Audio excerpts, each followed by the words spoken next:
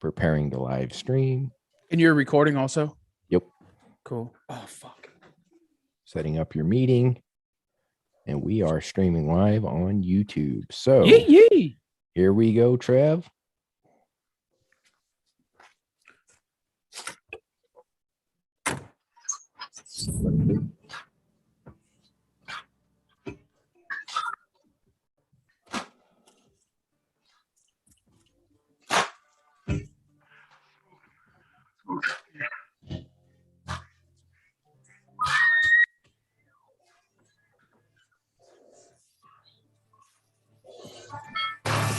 You're listening to the Outdoor Drive Podcast. And here's Trev. All right. Welcome back to the Outdoor Drive Podcast. This is episode 119. This is our special anniversary, I guess, or special New Year's night podcast. We have a couple of killers in the room. This is your boy, East Coast Trev, and the Madman Mardik. And Salter. Oh, and just Salter. Just Salter. Just Salter. The bearded bow hunter. The bearded bow hunter. Dude, come on. It's nice, man. I can't even do the just Steve because Salter stole it from me. None of you even call me by my first name. Hey, 30 seconds in, it's a shit show already. Welcome aboard, boys. We knew it was going this way, boys. Yeah, we knew exactly where this was about to head. I want to thank you guys for all taking the time with us and joining to listen in on the podcast on New Year's Eve. I know you guys got a lot better things to do than look at our ugly mugs, but this is awesome, man. How's everyone doing, man? How's New Year's Eve going for everybody? What's up? Well, for one, this is starting to become a tradition, Trev. Why is that? I was here New Year's Day last year picking up Rip. Oh, that's true. I didn't think of it till we were on our way up here tonight. Oh, that's pretty cool. For you guys that don't know who Rip is Steven's beautiful red lab. Yep. Not this Steven, that Steven. Yeah. We got Steven. How's that? This could get confusing. I guess that's the only way to do it, right? Vital Ground, what's up, buddy? Oh, we got Vital Ground. There's a couple good people, huh? What's up, Matt? I know my buddy I'm sharing Paul it around from Illinois. Oh, And Jen K, what's happening? We got to do some trout fishing up there with you this year. We're definitely doing that. So just plan on it. What are you boys drinking on? Bullet. 10-year. 10-year bullet. What do you got, Steven? That's hard to pass on, but tonight I felt a little bit of Crown Apple, just a little good sipper. How about you, Mike? Or Salter, sorry. Just Salter. Don't call me Mike.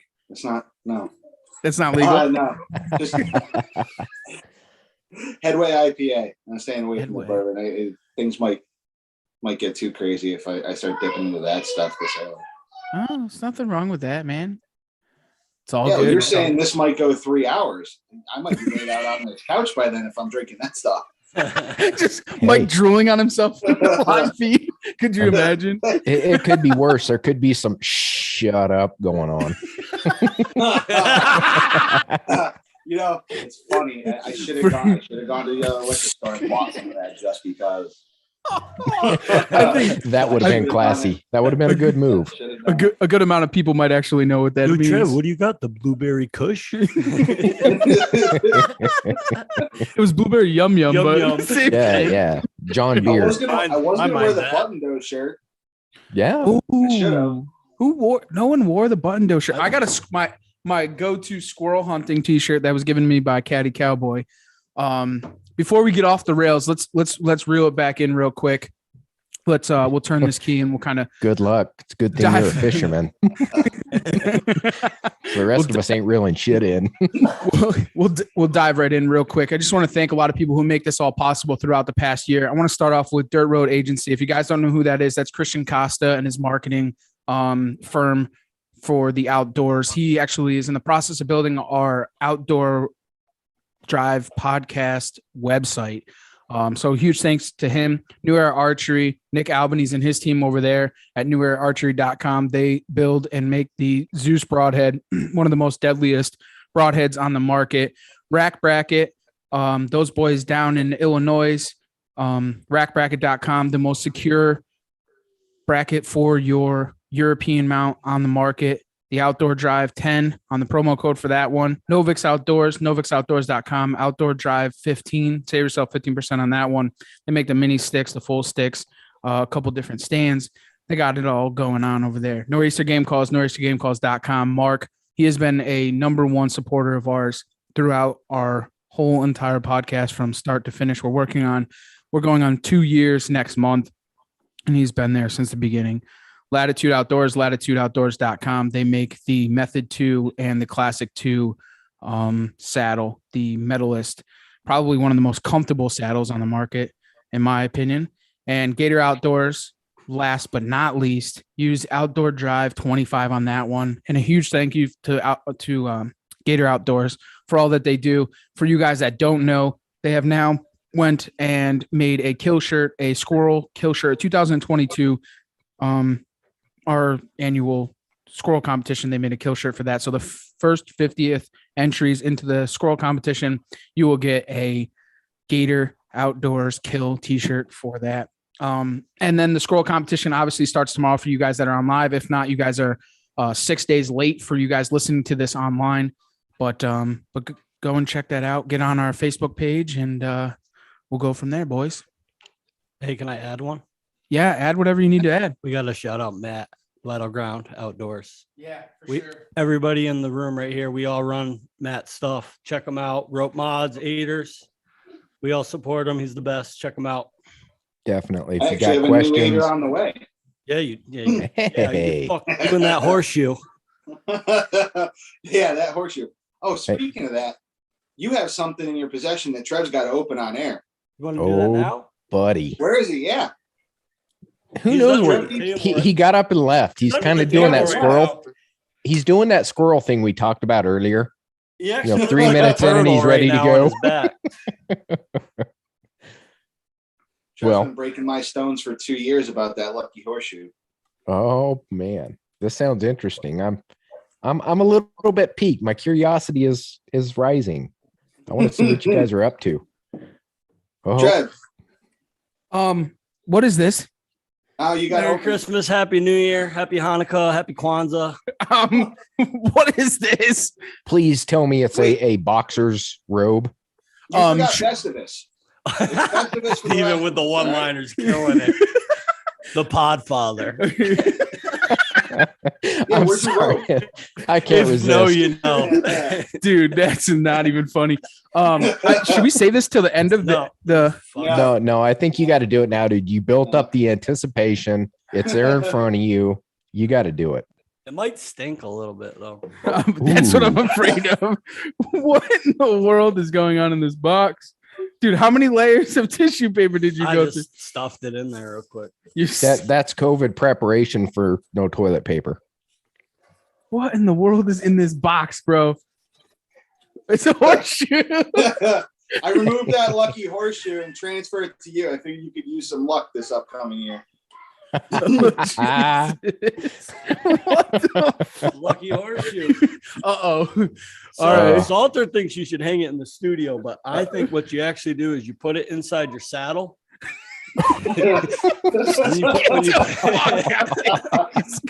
What in the fuck, dude? It's like a real horseshoe. There's still like horsehair in it. And stuff. That's like a damn Courtesy of Clydesdale. Big cap. Oh, it come off of Clydesdale too. Big cap.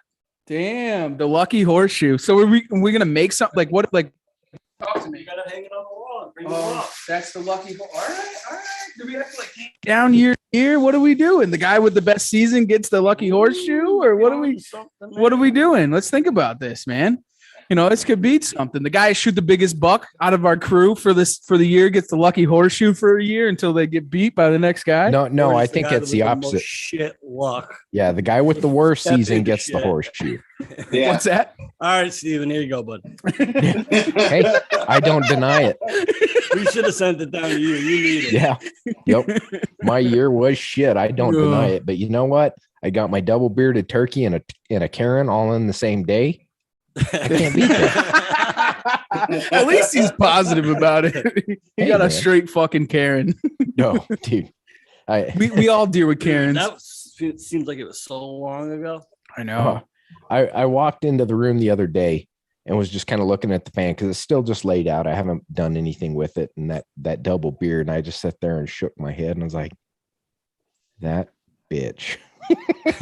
She run the biggest bird I've ever killed in my life. That whole situation.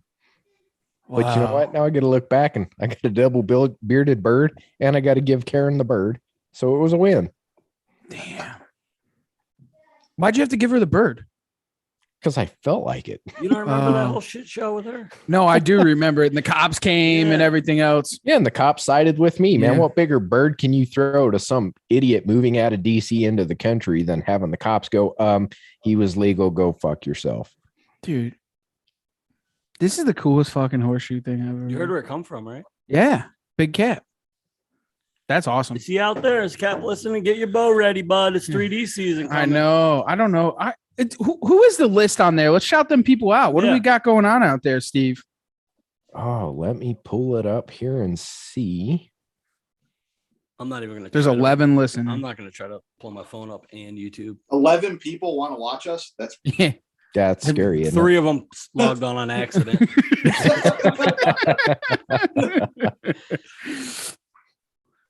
Oh, I don't know if you can actually see it. nah, it's. I'm still trying to figure it out. This is the first time we've kind of. Oh, Nick Beer said, "Don't give Mardik too much bourbon." He's My saying boy. it get a little out of hand. Well, he's here, so it's fine. Sarah's upstairs. I just say to that, I say give Mark more bourbon. Yeah, right. Maybe I don't know. Give him a couple more drinks, and then we should let him just do the reminded news. me. I should probably come with a disclaimer here. Anything I say in the next time does not affiliation with the outdoor drive in any way, shape, or form. I'm acting as myself and solely myself. Well, at least they all know it, right? I guess it is what Johnny it is. Simonetti, what's happening, my brother? What's up, Johnny? My man. Thanks for joining us. Cheers, buddy. Cheers. Happy New Year. I've got a request from Jen. I need to go shoot some wood duck. She needs some feathers for tying flies. Oh, okay. I'm all about it. Shoot Sounds 'em like up. a good plan. You guys still have wood ducks down there right now? Oh, we've got some wood ducks all over the river, but the plan is on the property down south, real prime wood duck country. So we're going to do some habitat improvement this year down there Cool. and fit that need. That's awesome. So, Jen, you're just going to have to bring your ass down to camp and get some yourself. Cobra Fixer. Happy New Year's, fellows. Chris Adams here. Oh, Chris Adams. Cheers, buddy. Hey, in the He's drinking house. that Midwest corn-fed Bush Light. Bush latte. Man, if we Sick cheers of it. everybody that gets on here, we're going to be screwed up halfway into this. That's perfect. There's That's nothing what I wrong was with going those. for. Hey, I thought I almost sat on a wood duck this morning. It ended up being a hen pheasant. That wasn't That's a true- wood duck. That's a true story. Okay. Me and Trevor went coyote hunting this morning, and we were set up maybe 50 yards apart. Yeah. Calling between us. Make love to that mic, buddy. Make Sorry, love to that buddy. mic. Sorry. Yeah, you And are. so I go over. I set the call out. Trev's like 50 yards to my right. I head over, set the call down. I find 2 big trees right next to each other. Perfect spot to set up. And as soon as I sit down, what I thought was a wood duck, it ended up being a hen pheasant, takes out right under my ass cheeks and just takes off. I look over at Trev. Trev heard it all happen. See you later, pheasant. Yeah, it was a pheasant. Hen pheasant popped up, dude. I mean, 2 feet. Chris Griffin said, what? Give Mardik a bunch of bourbon. Send this thing right off the rails. Cheers to Chris Griffin for joining in on us. I don't even know who that is. I don't know. He said give you some bourbon. So a good thing. Do we cheers him or do we? I don't know. That could go so many different ways. I'll cheers him. I'll cheers you, Chris Griffin. So I do want to talk about this, especially as this goes on. Chugs has my address as Feathers Welcome. I do want to go through this. Jen. What are some of the things that you think, like, I know that we've kind of all reflected on our season as a whole, and what are some of the things that you think that you would change in your season from start to finish? Like, one of the things that you think that you could have made yourself a better season. I will jump into this one head first. So Take it away. with everything we've jumped into, all the changes and the new adventures we've tried to do, I've realized that, there are some things we're freaking good at. And that's what we do at home our way. And every time we leave that and try to go do the whole, the hunting public or, this out of state stuff and all that. Yeah, we get some great footage and we get some really good deer like your buck last year. But our kill rate significantly drop, our content drops, and we kind of lost the focus of what we do out here on the East Coast because we were trying so hard to experience this Midwest thing. So my thing for this year and what I think is going to change it up is I'm going back to OG, man. I'm going to do what we do here. Amen. I've got 100 acres to build, and I plan on fully making Virginia look good again because there are good deer here. And I've ignored them because I wanted to chase better deer where you have a higher probability. But at the end of the day, man, we're good at killing deer on the East Coast. Right. We're good at killing turkeys on the East Coast. So I'm not going to bust myself up to go whoop my ass over in a place I don't know when I can do twice as much damage right here. Killers are going to kill, bro. Killers are going That's to kill. So I'm going to go back to what I know. Hashtag. Where's Eric Smith? Is he on there? No, not yet. Bonesy, I'm surprised. where you at, brother? Pat Watt, he was up. I agree 100%. You stole the words out of my mouth, though. You got to do what you know how to do best, and I did the same thing. I went to Ohio. It was hill country, and I had it in my head. I was going to hunt ridges. I was going to hunt bottoms. I was going to hunt fingers. That's not how I hunt at home. And I tried to do something that I don't normally do. It's a twist, isn't it? And my biggest regret was I should have stopped, slowed down. How would I do this at home? Because I could have done the same thing there, but I was looking for something different. You know what I mean? And I came home and everybody's got their own style, how they hunt. Trev already knows what I'm fixing to say. Yeah. Yes. Everybody has their own style. You don't have to be a celebrity to have your own style of hunting. I know what my style is. And I came home and I ended up killing my buck how I normally kill bucks. Prior to that, brigade. Prior to that, I tried to force different ways and different methods and wanted to do it this way and wanted to do it that way. And all I had to do is just stay with what you know, do what you do best. And just hunt like you know how to hunt, man. Just be a killer. Yeah. And it's what did you say, Saul? Are we talking about ladder stand? It's a ladder stand brigade. No, 100%, all kidding aside, but even with the saddle, I still could have hunted with the saddle how I hunted with a ladder stand, where I set up, how I hunt. But I was taking the saddle and going places where I had no business to be because I could. You know what I mean? Yeah, that I will say that's something about the saddle is because you can just go wherever the hell you want. Right. And you tend to overdo it. Yes, sir. Yep. I know I did. That was a big problem with me is I was like, oh, I can go here. I like this spot, but maybe if I go over there, it's a little better. Right. I saw a deer over there. I should go there. And it does play its part. And that is the point of it. But there were some times that if I would have just set my ass there for 2-3 days, I probably would have been better off. It's funny you say that because that's exactly what happened to me in Vermont. I didn't touch on that in my tales, but I had every intent of hunting out of the saddle and moving around and finding sign to a couple spots I had already kind of picked out. And it didn't happen because no one went to that spot where the sign was and where I knew I had a good chance. I had every intent of hunting with a rifle out of the saddle up in Vermont. I did. And I never put it on. I stuck with what I knew. It's hard to put a saddle on when that horseshoe stuffed up your ass, though. Now that you got it out. It'll be a little bit easy this year. And, my thing was that I spent a lot of time focusing in the wrong areas and hopping around from place to place to place and not having Too that mobile. Yeah, exactly. And not having that confidence in one spot and being like, all right, I'll go here. But then I had too many deer on camera or I had too many spots to be able to go to. And I think that it overdid everything and not being able to put myself in that right predicament. Be like, oh, I got a picture of a deer here. Let's be there. Or I had a picture here, let's go there. And then just totally be undecisive. And then sometimes I would frustrate myself so much I wouldn't even go hunting because I'm like, where am I going to go? And there was it was a lot. And then, changing up the method for me was kind of one of the fun things, one of the positive things to my season, like doing something outside of my wheelhouse. And I think that's what really made my season. Like me and Mardik were talking today on the ride home. I mean, killers are going to kill, man, and going and doing something a little bit different. Like I killed one from the ground. I said I wanted to kill one from the ground. And I killed one on the ground with a bow. I said I wanted to kill a small buck. I killed a small buck from the ground with a bow. You guys haven't even heard that story yet. I killed another one from the ground with a muzzleloader in the snow. And it was just a different way of doing things. And I had so much more fun bringing it back to the beginning of what it really was, not being mobile, just going out and hunting and just killing, man, and just doing all those things. And I mean, I'd have to say that Salter was a big fire under my ass when it came to it, because he'd be like, bro, you're just a fucking killer. Just go out there and kill. Would you just go and hunt, bro? Just stop bitching and go out and hunt. And it was a big success on my part. And it was just, I don't know, man. There was a lot of things in the season. We had a great, humbling season. It was awesome. A lot of people had, a tough time, and we made the best of what it was.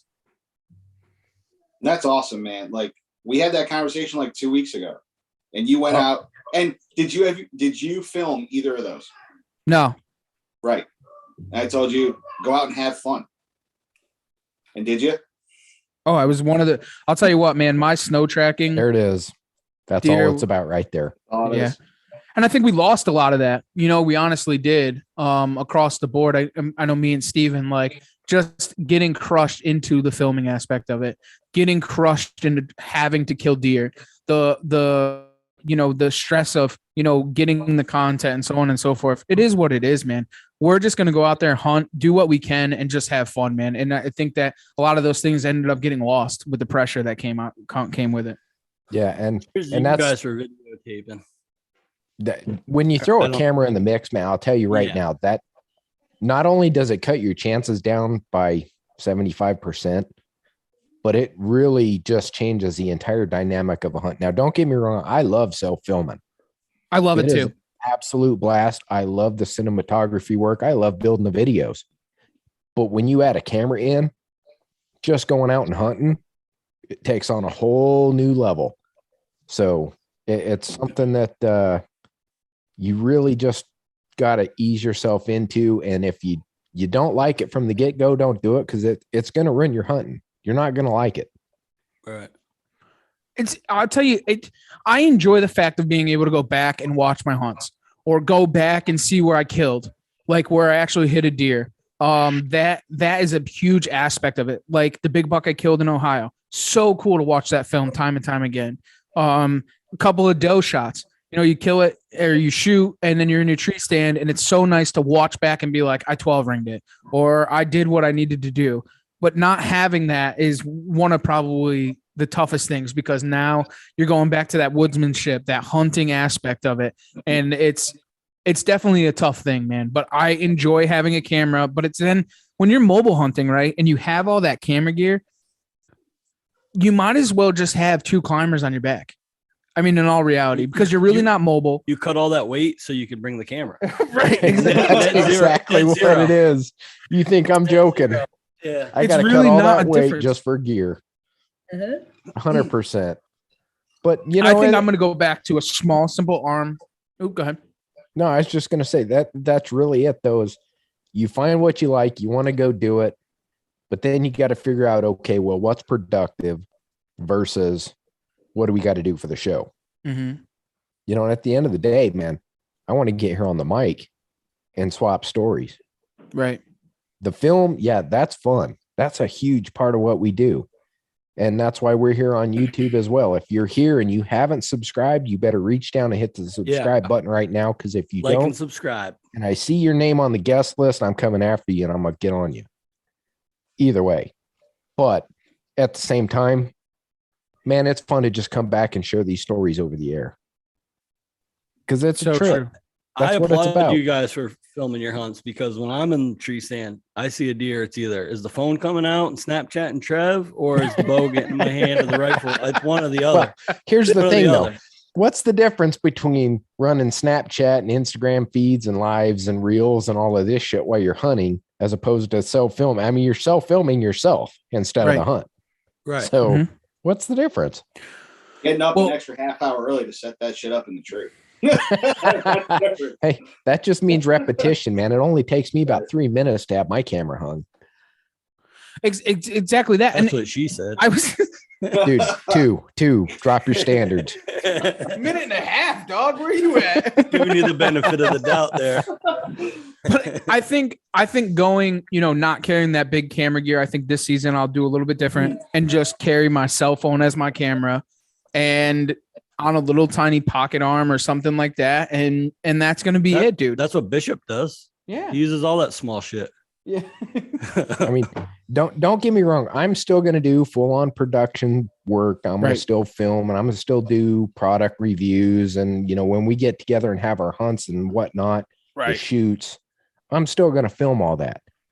But yeah, if I can get a kill shot, I'll get the kill shot on camera. But at this point, if I've got a shot at a good deer or any game and the camera's not on, I'm going to quit stressing about it. That's my thing for the year. I'm just going to get it done.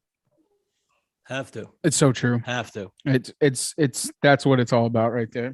And that, like I said, going back, that was my biggest downfall this year is I was so worried about the camera, the content, all of that I ruined my own season because I had to hit that record button. Yeah. I'd see deer come by and it's like by the time I hit record, they're either out of range or not in a shooting position and they're gone. So that's a big fix for this year.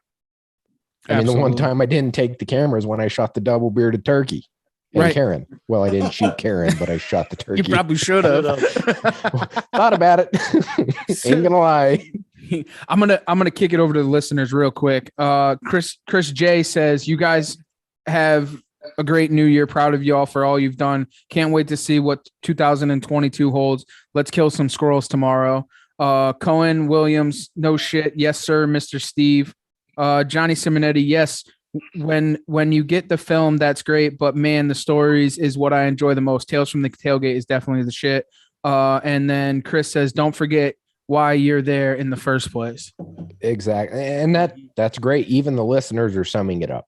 And this is something that, we've led into over the past few weeks, and I've hinted at it and messaged at it over the past couple of shows, but I really think that's where our show has found its ground. I think this year was the turnaround, and I think our core message is to bring it back to what it used to be. Hunt camp, the camaraderie, the stories, because we all have that same story this year.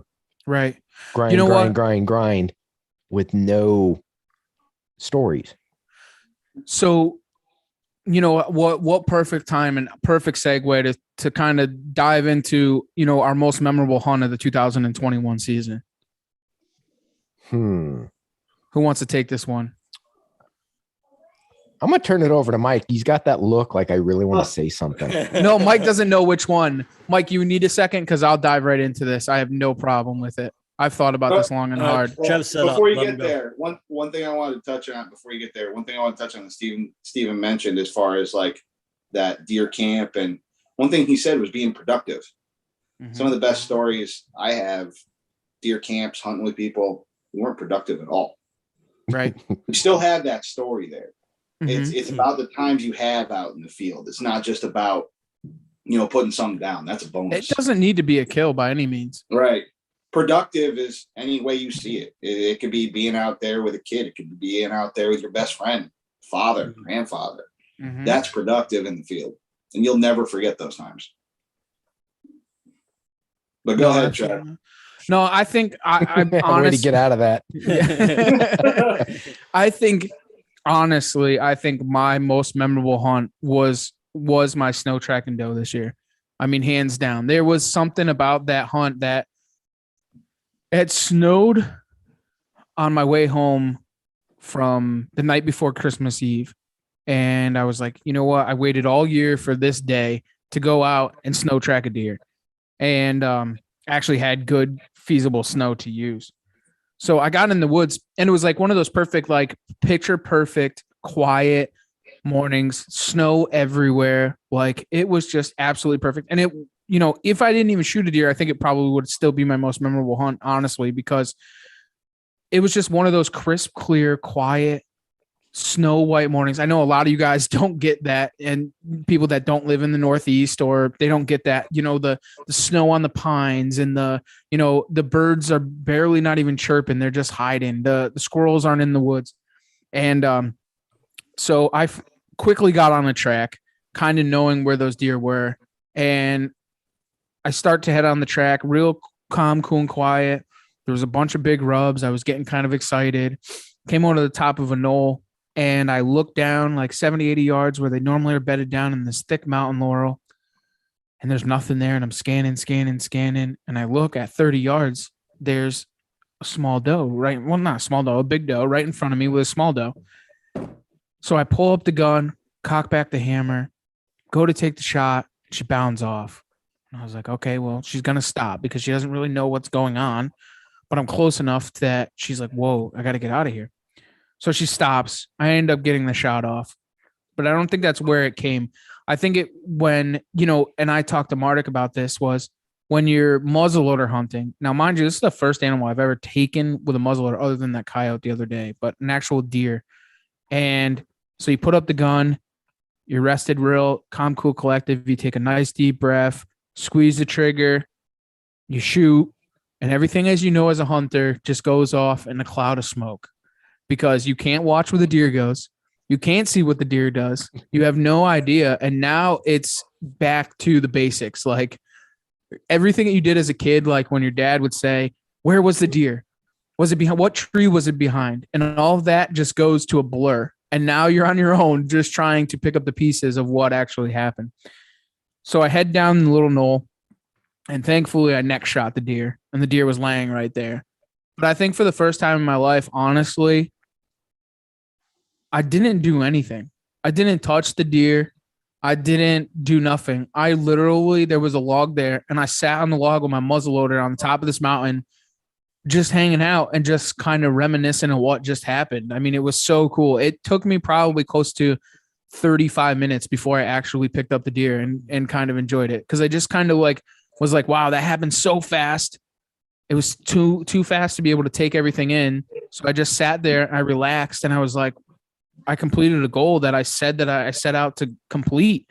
And after a long season of grinding and hunting hard and all the stuff we talk about, that was just like the cap to my season right there. And it was just so awesome to it's probably the number one hunt for me for the 2021 season. Honestly, it was so cool. Definitely. And you really summed it up. You had a goal. It wasn't a standard goal by today's society. It wasn't, I want to shoot a 190 out here doing this or that. It was, I want to go do an old traditional style hunt with a traditional style weapon, and you got it done. And that was it, man. That right there is a memory you'll never forget. No, it was definitely cool. I almost thought about mounting that deer, honestly. Well, are we talking on the wall or just want to clarify what actually happened in those 30 minutes after? Yeah, I was gonna all say, right, boys. Oh, who's next? Hold on. I do have something to say. I want to applaud you for that, and I want everybody who's listening to think about that.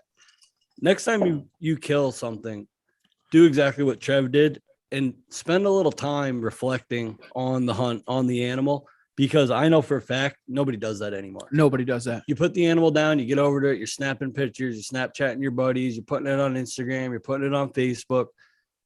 Just stop and think about the hunt and spend some time with the animal. And, shout out to my boy Ryan Higgins. He's the one that opened my eye up to that. And I believe he got it from Dave Owens, who's a turkey slayer from down south, or all over the country. He's on YouTube. Every time he kills a turkey, he props that turkey up and he sits there and he smokes a cigar with the turkey, talks about the hunt and reflects on the day. Nobody does that anymore. Everybody's in a hurry. Take the pictures, get it on social, get it gutted, get it out of the woods. Let's be Insta famous. Just stop and reflect on the day, on the hunt, on the season. By yourself, you and the animal, and that's it. That's it. No, you're 100% right, man, because at the end of the day, street credit isn't going to fill your stomach. My family's not getting fed off of how many likes you got on social media. No, it's an appreciation thing, though, man. Show the animal a little appreciation. Exactly. Because the 500 likes isn't giving you appreciation. You want to stop and digest and think about life and the hunt and everything, you know? Yep.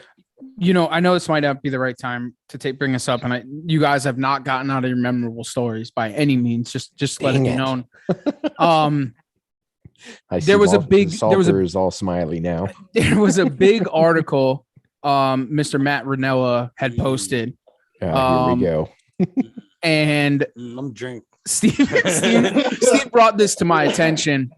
And so I read this article, and you know, that's Meat Eater's little brother, or older brother, whatever. He was actually one of the originators nobody of knew who Meat. He was till he wrote this article. Well, he was actually one of the originators of Meat Eater, and a lot of people didn't realize it because Steve fills the shoes of him. And listen, dude, I'm not here to banter on anybody by any means.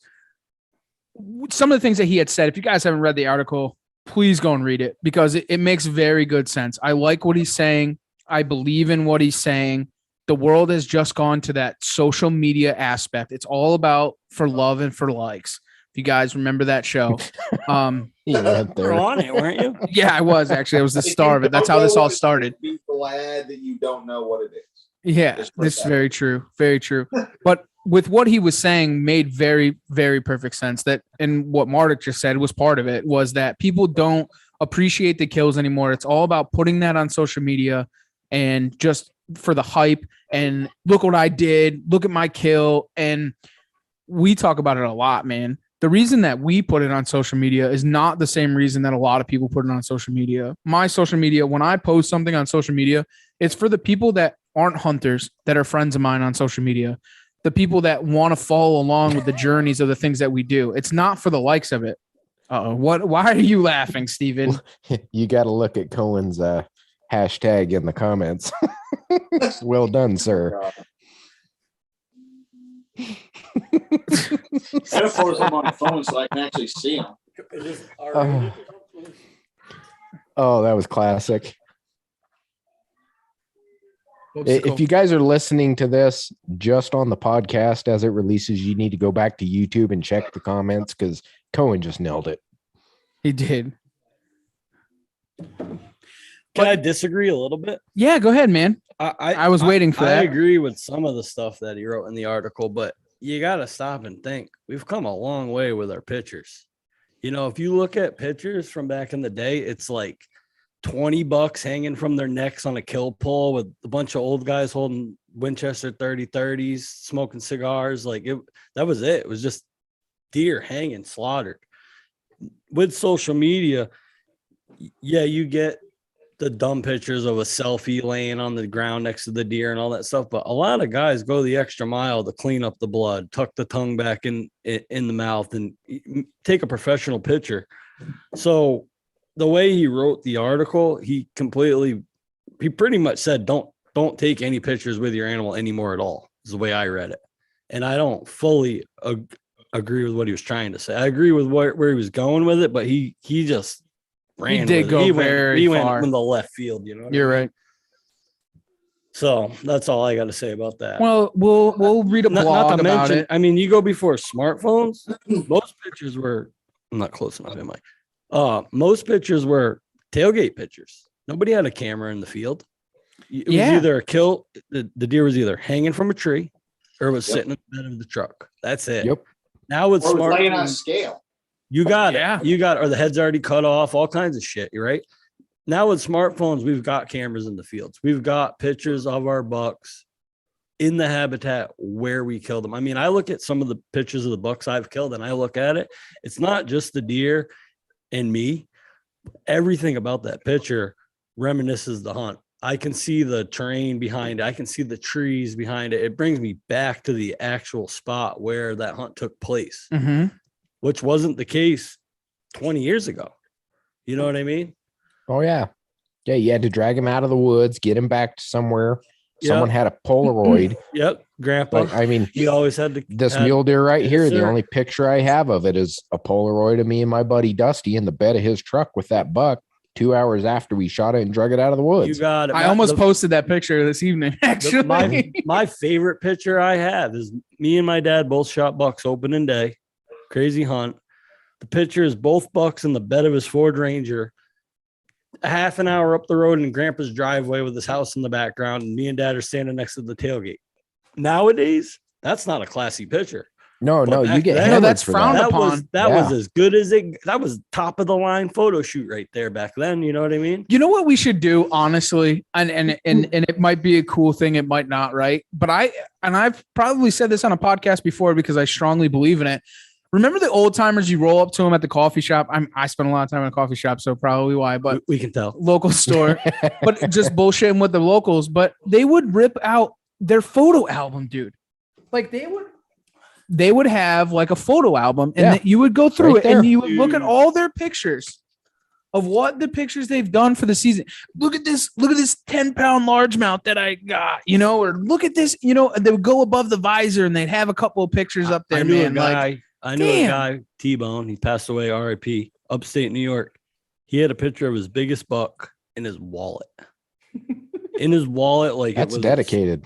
like his I'm printing it grandchildren's out. school, and he every time he'd pull that wallet out, like, ever show you this one 20 fucking times, T-Bone. But you know what? I'm gonna look at it again, buddy, because it's a damn good buck. And you know what I mean? That's just how it was. Well, and look at it nowadays. What happens when we all get together? What's the first thing we do?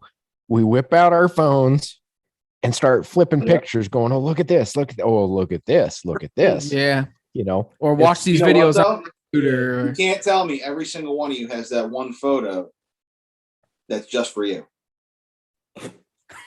Wait a minute. You got to be a little As more far as- specific there. Like What? when it comes to hunting, like there's something it's something that means something to you. Like there's one that I had for my buck last year, Trev. That one I got there, muzzleloader. Yeah. The picture. I was lucky enough to have my dad there, but I was also lucky enough to have a good friend there that was helping me track. He took a photo. He was standing back behind my father, who was taking a photo of me, like both of us smiling in the photo. Oh yeah. Like over the top of his shoulder. Like you can see both me and my dad, the deer, like something like that. Like those kind of things. Like those aren't the ones that get flashed around. It's like, oh, look at this big buck. Look at this big bass. Look at this. It's kind of sometimes it's a swing dick competition, but Exactly. That's why I said everyone whips it out. Right. No pictures People of should be that, sharing though. those photos that really mean something. You don't want a picture of that. No, you're But 100% correct. Everyone has those photos. Those Yep. photos with family or Right. good friends. Right. They're everyone's around my smiling. studio everywhere. It You know what? goes right back into the stories we've been talking about is Right. the memories. Right. And- Those are the photos of the memories, not the deer, not the duck, not the fish. It's the photo of the memory. You see that picture and that nostalgia just sucks you back in. You smell it, you feel it, you hear it. That's what it is most important. And where I disagree with like the old school kill photos, the truck bed, the deer camp, the deer hanging up. How many times have you seen a picture of a group of guys that spend deer camp together, and that one guy takes a photo of 6 guys standing around looking up at that deer, all with smiles on their face? Mm-hmm. There's a lot of meaning to that. So, I mean, yes, there are a lot of things out there that all of us don't agree with, Right. but there's Absolutely. a lot of meaning to a lot of those deer camp in the moment photos that maybe aren't those professional ones that I think No. are still okay. You're 100% They're the best spot ones, on. really. And, They are and the that's best ones. that's what I Right. want to say is I think what the industry and people individually need to drive to is sharing that experience, those emotions. Get over the swing and dick contest of my deer's bigger than yours, my deer's cooler than yours, my elk is ginormous, my fish slapped the shit out of it, whatever. Let's just make it about I had a good time. We had a good time. You wouldn't believe what this dumbass did when he got drunk and fell off the top of the roof. Those Good old deer stories, camp. that's what makes camp. Well, Do you know- the biggest problem is people forget why they're hunting. I'm not hunting Yeah. for you. I'm not. I don't give a shit what you think. I don't care about my social media followers. I don't care about anybody. I'm not hunting for anybody but myself. I have Right. my own personal goals. My goals don't have anything to do with who thinks what on social media. It's for myself. And people lose that very, very quickly. very quickly. 100%. What's somebody else going to think? What is this guy going to think? Should I shoot that for somebody else's standards? I have my own standards. I have my own goals. It's only for myself. And I pretty good at not losing track of that on a personal level. It's very That's important. a huge problem Yeah. in the industry right now. Trying Mark, to living up to did you- somebody else's standards. Did you set a goal that you met this year? 100%. Yes or no? Yes. Trev, did you? Oh, fuck yeah. Steven? Absolutely. You don't need anything else? The key is to set like 20 goals though, and then you can just hit. Kill it, any of them. Yeah, some of them you miss and some of them you hit, and you know what? The ones you don't hit, you roll chase them into after- the next season. That's right. I want to take it back to listeners real quick because there's 2 comments on here, and then we're gonna go. So think about this: your memories for the season. Dang it! I thought he forgot. I really did Chris- think you forgot. Chris, Cobra Fix It. What about those of us who only get to see these pictures on social media? I like seeing my friends have success because I know what they have gone through to get to that Start point. that again. I'm sorry. Bourbon was talking there for a second. What about those of us who only get to see these pictures on social media? I like seeing my friends have success because I know what they have gone through to get to that point. And I think we've answered that one. Yeah. We're 100%. And Nor'easter Mark, dude. Marky Mark. Marky Mark. Hey, Happy New Year, Mark. Happy New Year, buddy. Happy New Year, Mark. Cheers. Sorry. First. Oh, I got a drink. My first buck hit the ground in 1980. No camera around. Ooh. No I was social born in media. 86, Mark, not to make you feel Was telling the guys at the bus stop the next day. Yep. Old school right there. That's it. Vital- He had a story to bring. Vital Grounds said, I agree, Mardik. Hunting is about you and your goals and your standards, viewers, followers, and all of their support. Fuck them. And Mark Wait, said Mardik we has love you, bud. standards. standards. No, look at him. I was just Listen- gonna say. Salter, kick it off, buddy. What's your most memorable hunt of the 2021 season? I'm going to say it's both the deer I killed and for the same reason. It's the fact that my father was there. That's amazing, bro. It's You amazing. know, I hadn't shot a deer with a bow in 7 years. I shot a deer with a bow. My dad was there. He was there to take the photos with me, enjoy it with me. And then And I Vermont, still want to kick your ass over that because the first thing you said, I know he's not the biggest. Man, I want to kick you square between the legs over that because yeah. you know, Party Don't foul. ever 7 years fucking you haven't say killed that a deer again. with a bow. Party foul. did it. Don't ever say that again, man. In Don't all ever honesty, say it. you know what that is though? That's social media conditioning right there. You don't even realize you say it. Nope. no, that wasn't social media. And I'll tell you why. I That grunt. had set a goal this year that I was going to shoot a mature deer with a bow, or I would have shot a doe. But if it was a buck, it was going to be a mature buck. That weekend, it was Columbus Day weekend. My hunting and fishing club that I belong to, we have a game dinner every winter. We've not been getting the road kills. We didn't have deer in the freezer. We were heading into the middle of the season and things were looking pretty bleak. So I went out that weekend and I told my father, I said, if I see a deer and I get a shot, I'm going to take it. I'm going to get my hours for the club. I'm going to donate it to the club. I'll put it to good use. And that deer came in and I took photos of him and I was not going to shoot him. And I said to myself, you dumbass. I said, you said you were going to do something this weekend for the club and you have not shot a deer with this bow. You have not shot a deer with a bow in 7 years. Shoot this deer. And that's exactly what I did. And no Good joke, for you. it's the biggest buck I've shot with a bow. I don't care how big it is. what it is. Hey, I don't listen. Never pass your biggest buck ever. Right. I don't care what Right. it is. That's for everybody out there. If your biggest buck's a spike buck, you don't let that You spike don't let buck it walk go. by. Right. I don't care what anyone on social media says. Shoot the spike buck. Next year, maybe let that spike buck walk by. And if you see a four point or fork horn, if that's your biggest buck, you ain't letting that deer walk by ever. Ever. But I didn't Never say pass that your because biggest deer. I didn't say that because I shot a small deer. I shot Right. a small deer contrary to the goal I had set for myself.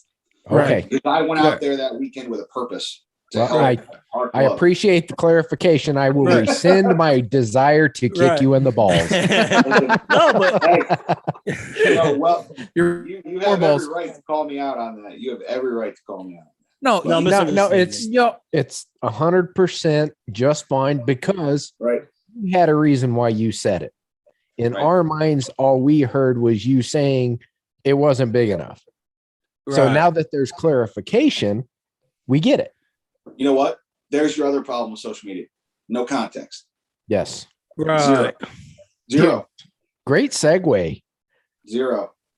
No Yeah. context. No, I could have posted that all over social media and got ripped to shreds. Fuck No them. one would have known that was my biggest deer. No one would have known I hadn't shot a deer with a bow in 7 years. Yep. No one would have known any of that. There was zero context. I would have gotten ripped to shreds. fuck social media. So, and that's a great point right there. And for all the keyboard warriors out there, if you can't take the story we just got from Mike, take it to heart, then you have no business being involved, listening and following along because the shit you're responding to, you don't know the context. Do you know what makes it why they don't know the context? Because and they don't care what the context is because they're not liable to get punched in the throat. Exactly. That's Yeah, something this that's country the is biggest thing. 100%. Let me tell you Has something. lost that.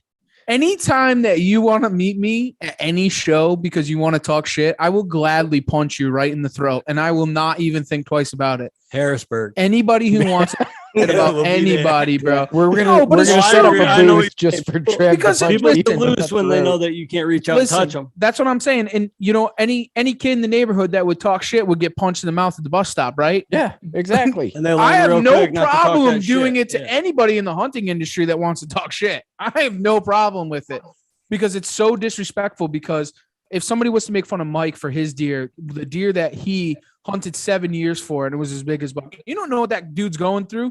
That guy might have one fucking Saturday during bow season. He might have some family that he needs to feed. He might not have a job because he lost it and he needs food for his family. Don't fucking judge him, dude. Shut your mouth, move on.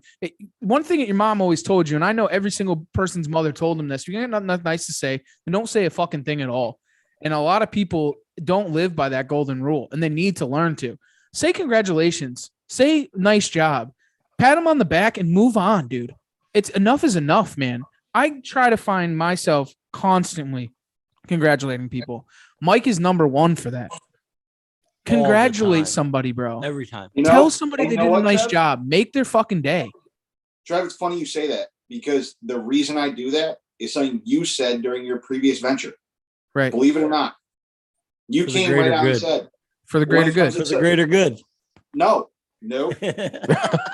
Trev said, I'll never forget. I know. Fuck for the greater good. Yeah, for the greater Fuck good. the greater Yeah. good. Sorry. If you know, you know. If you know, you Yeah. know. Yeah, Chevy. if you don't, Chevy. you're probably in jail. No, but Trev said something during his previous ventures. You know, when you're on social media, don't just hit that like button and scroll by. Like it Yeah. means something to someone to actually say, congratulations, nice work. Like say Mhm. something to them that means something. Right. Don't just hit the like button and scroll by. That Yeah. means nothing. No, it No doesn't. one gives a shit about that. Nope. Like if you want to congratulate someone, make an effort. And that stuck with me. Like Trev said that I don't know, 4 years ago. And it's something that stuck with me. So I take my best effort, and I don't care if someone shoots a button buck. I don't care if someone shoots a 190. If you put in the effort, if you're willing to put it out there, good for you. If it's legal, Right. congratulations. You Go pay do for your it again. tags. And We're all Get on a back out different there and level. get it again. I'll validate that. Mike will be the first person to reach out and say, "Great miss, dude. Good job." Yeah, you Right. killed the fuck out of that tree. You're gonna kill a I tree. think Mike was the You first person to fucking did reach it out when right, I buddy. killed that thing. Good job, dude. Hey, Way to kill that hey. tree. You look great doing it, Steven. You look Right? great. Not sure what you're doing, but Hey. you sure as hell look good. Did your camo match? Did your camo match? That's all that matters. You look great doing it. Did the camo match the boots? You guys saw the picture of me in Vermont with the one shirt that's half the size of the other one underneath it, and that's why I think it uses the cover art. Dude, Like, listen, Who fuck I was cares what telling we're you, wearing? I was talking earlier, bring it back a little bit. That picture I was telling you about earlier, me and my dad in the back, the deer in the back of my dad's Ford Ranger. We were wearing Walmart camo. Yeah. Walmart camo. We got it done. Everything's just, what's the next best, greatest pattern? This, that, the other. What's the sales gimmick? Man, it doesn't matter. Hold that thought.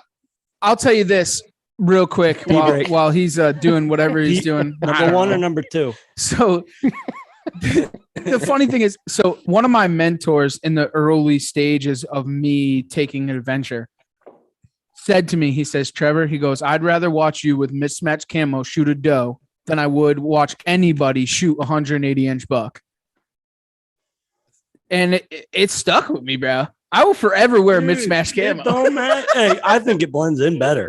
You got to break up the silhouette, man. So one of the things with turkey hunting, a lot of things that I learned in my beginning stage of turkey hunting is to wear two different types of camo, one darker, one lighter when you sit against a tree. Is it Sitka on the top and First Light on the bottom? Oh, whoa. No. You can't mix that. Right? That is a Do no. that. You can't have one and the other. It's got to be one or the other, or you're just not cool. Don't add a Cooey hat to that one. Oh, geez. It's true though, man. That's the industry today. Now your bow's got to match your coveralls. No, of course. What the fuck? You can't buy that bow brand unless it has the camo that matches your camo. Right. My bow doesn't even have camo. Mine either. Mine's gray and black. Jesus. What do you got? What do you got, Salter? I'm pissed I can't find it, but along the same things. Is it It's camo? my- Is it camo? That happens, man. When you sometimes you can't find it. It's just the way it goes. It is a little cold out here in Connecticut today. Y'all are No, up it's not. north. 50 degrees. Normally this time of year, you have a hard time getting 2 inches of dick through 4 inches of clothes out in the woods. But I was going to say up there, it's hard to get a hard time anyway. no, but it was my red and black check Filson hat. Like, Yes, sir. like red and black check. Like, you know how Yeah, many the old deer flip have been beard hat. killed? Oh yeah. Mhm. You know how many deer have been killed by guys wearing red and black or green and black check? Mhm. More than anyone wearing magic camo. I guarantee you. Jeff Daniels pulled it off, and he's no longer the buckless Youper. You know, Escanaba in the moonlight. Yes, sir. Absolutely. Classic. Funny enough, I Here's just had that. a cousin move to Escanaba. And I was like, oh my goodness. If a man can't look another man in his hairy eyeball and tell him he's a little heavy on the sap, he ain't much of a man at all. Such a great movie. Jesus Christ. Classic. Congratulations on being able to quote that back, Mike. You make me proud right here, man. If my buddy Paul's still on, he can quote it too. Jeez. You got any shout outs? Oh yeah, I got a couple coming in here. We'll go to that, and then Steve can go with their memory for the season. Oh, Johnny Simonetti. If you know, you know. Tags Jimmy. tags 89. Killer's gonna kill. That was my goal for the season. Nor'easter game. Killer's gonna kill. Nor'easter game calls. Kind of like missing the big buck chocolate at deer camp, laughing at my experience. We were but just talking damn about funny. that today. We We drove were. by there, Mark. We were thinking of you. We were thinking about it today. Mark, that was a cool story. Yeah, I remember it. that one. He I come wasn't out even the- a part of that, and I remember that. He story. come out the woods, bro. He said, I just shot at one. And so I was like, Is all that right, when he so- blew up his bow on Yeah. the rail? Yeah, so I came down the mountain and I drive over there and here comes Mark. And it was like something out of a fucking movie. He had like bits and pieces and string and shit was everywhere. He might as well have been caught up in it, right? And he's like, I blew up my bow. And I was like, man, tell me the It was story. a Tell me terrible more. mean accent. Tell by me the more. way. Yeah, I know. I'm horrible at it. Vital Ground says, Martic, slow down, big guy on the Sitka first light. You're right, dude. You could get like a whole train of haters following you for the rest of your life. It's worse than any hunters. I ain't scared of that. shit. That's worse than like Hey, listen, if they want to any come other after hunting me, cult. if they want to come after me, they're gonna have to set up trail cameras and pattern me and all that Nah, shit. dude. No, we ain't they're got time they're for gonna that. find out where you live. They're gonna pee in all your underwear for you. So when you put them on, they're already wet. And Steven, I don't want. Man, I love you, bud. A 30-year followers, so anyone that chimed in later, I want to make sure they know that Martic said, everything he says is on him, not the yeah, Outdoor yeah. Yes, There's a very disclaimer valid earlier. point. Sick of confidence Valid against point. the Outdoor Drive. they're charging up their e-bike to You guys come weren't- get you right I hope now. you guys weren't going- You weren't going after Sitka and First Light sponsors, were you? They don't make it for We fat can't kids, afford bro. them. Why don't you take that e-bike and try to go run that thing up in I Maine. tried, but I couldn't fit it in my kayak. Go take that e-bike across a beaver dam. Let me know how that works out for you. That's right. Well, no, you got a kayak strapped to the back of Yeah. it, bro. Oh, that's right. Yeah. So, Steve, would you like to go second to last, or would you like to go last? I was gonna say second or third, or I'll go now. Fuck it. I don't All right, give it to me, baby. Well, I was gonna take. I'm not gonna on take a camera, cop. dude. Not on I'll camera. take a cop out first, but then I'll backtrack. My cop out is it's really the whole season. You know, today's January 31st, the end of deer season. December 31st. I'm sorry. Yeah. Bullets getting to him. 1019. 1019. Today's the last day of the year, end of deer season. Tomorrow starts a new one for me. I don't dick around. We're getting into a new deer season starting tomorrow. So my season is year round. So for me to pick one, it doesn't end with a kill or a memory. It's the entire season. The actual kill might be the end, but it all just comes together. There's so many different pieces. But if I had to pick one moment, it was Henry's. Down here again. Hi. What's What's up? up, bud? What up, buddy? Welcome to the show. There's a future killer right Killer there. or If I not. ever seen Hey, it, hashtag kills. He wants kill. to That's go right. with me. I'm planning on getting a Mount Squirrel on. you Do should, it. man. That's what it's all about. Best way Wear to your- introduce youth. Hey, wear your orange. I'm not gonna miss out what I was gonna say, but this just reminded me. Everybody, make sure you buy your hunting license tonight. Tomorrow's a new year. It's very easy to forget to buy your 2022 hunting license. That it is. Unless you're in your I'm not Virginia gonna tell you how I area know where that. it's I may or may not July have to forgotten July. it. What's that? In Virginia, it's July to July, so we're okay. Okay, well, yeah. here we're Connecticut sucks. So just remember, everybody, if know. you're gonna go out and squirrel hunt tomorrow, make sure you get your hunting license. The highlight for me, believe it or not, was Henry's Buck in Ohio. Why's that? I don't know, because I didn't kill shit, and I'm not supposed to say that, right? But You guys worked hard no. for They that. say it loud No, and the proud, point man. the point is it's not always about your kill. I don't, you know what I mean? Sometimes it's about other people. And for Henry, we worked hard. Listen, when I picked up Henry for the Ohio trip, I picked him up at 2:00 in the morning at his house in Ohio. I had never met the kid. Never. We text, Facebook friends. First time I ever saw him and shook his hand was in his driveway, get in the truck. Let's fucking go, dude. We're going to Ohio. And then the battery was dead. We had to jump my truck in the driveway. Oh, yeah. Dude, That's a good story. the shit show from the start, bro. Story of my life. And about halfway to Ohio, I was ready to kill the fucking kid. You know what I mean? Like, it was just the friendship that went from picking him up to the time I dropped him off. We're best friends, man. It's actually it's his birthday today. So happy birthday, birthday, buddy. And we'll be having him on for a Tales for the Tailgate. So cheers to you, Henry. I know you're not on here because you're out doing something better than hanging out with us. He might be working. He works. But no, I don't want to skate around it. But the whole trip of Ohio was such a grind. It was so hard. People think it's so easy. No, and not that Henry's he's not to knock him, but he's a beginner. He's a learner. He's learning. He soaked up a lot of knowledge when we were in Ohio. We razzed him the whole ride of you guys coming down. Jesus Christ, man. I'm surprised he didn't jump out of the truck on his own and just say I called them because I was on my ride out and they were on their ride in. We passed you, I think, on Hamburger Highway. But no, to see Henry get success in Ohio was the highlight of my trip. My whole season. I know how much it meant to him to get that buck and get that success. It was just better than anything I could have done this season. 100%. Hell yeah, man. That's fucking awesome. You did it for all the right reasons, buddy. Right. You really For did. the greater good. That's right. Fuck the greater good. There he goes. Shut up. Shut up. So, Steven, what was memorable for you, buddy? 2021. I will hands down say that the most memorable hunt, yes, Karen took a very high close second. Did she have short hair by any chance? She did. Yeah, I figured. I just had this visual in my head, little, Just making sure it added Well, up. so- yeah.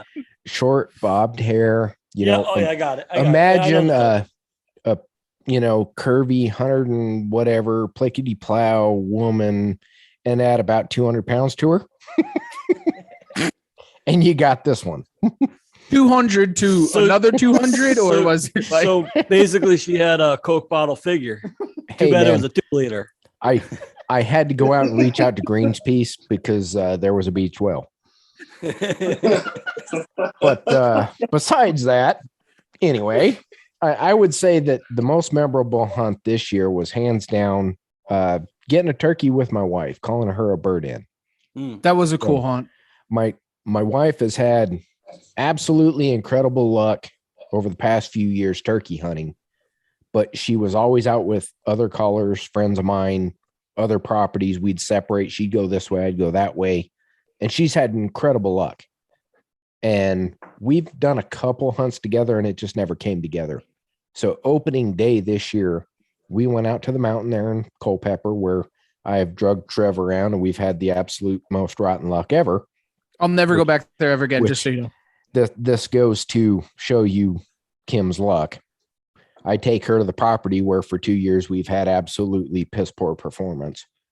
And opening day, we sit down, we get set up in the dark, birds gobbling, guys get between us and the birds. They're full on calling to these birds in the dark. Sun hasn't even cracked yet. And we ended up moving, shifted over. It was a real foggy morning and just blind called in a spot that we'd had some luck a couple times before. And out of the blue, she just turned and she goes, "Strutter, there's a strutter." And we look over and on this ridge about 200 yards away in the fog, there's this bird just strutting on this ridge. I was like, all right, well, let's just see what we can do. I hit a couple of calls. I swear to God, I think I called 3 times. And I had him and 7 other birds pile right into us head first. And she ended up smoking the bird. I ended up jumping up, attempting to jump shoot a bird on the run and knock the camera over. If you go back to the YouTube episode, you can actually see the film of my pathetic attempt as the camera falls sideways. And, but we ended up smoking an absolutely beautiful tom in the one place where me and Trev and Ghost and Andrew and Scott and multiple other people have tried and have choked.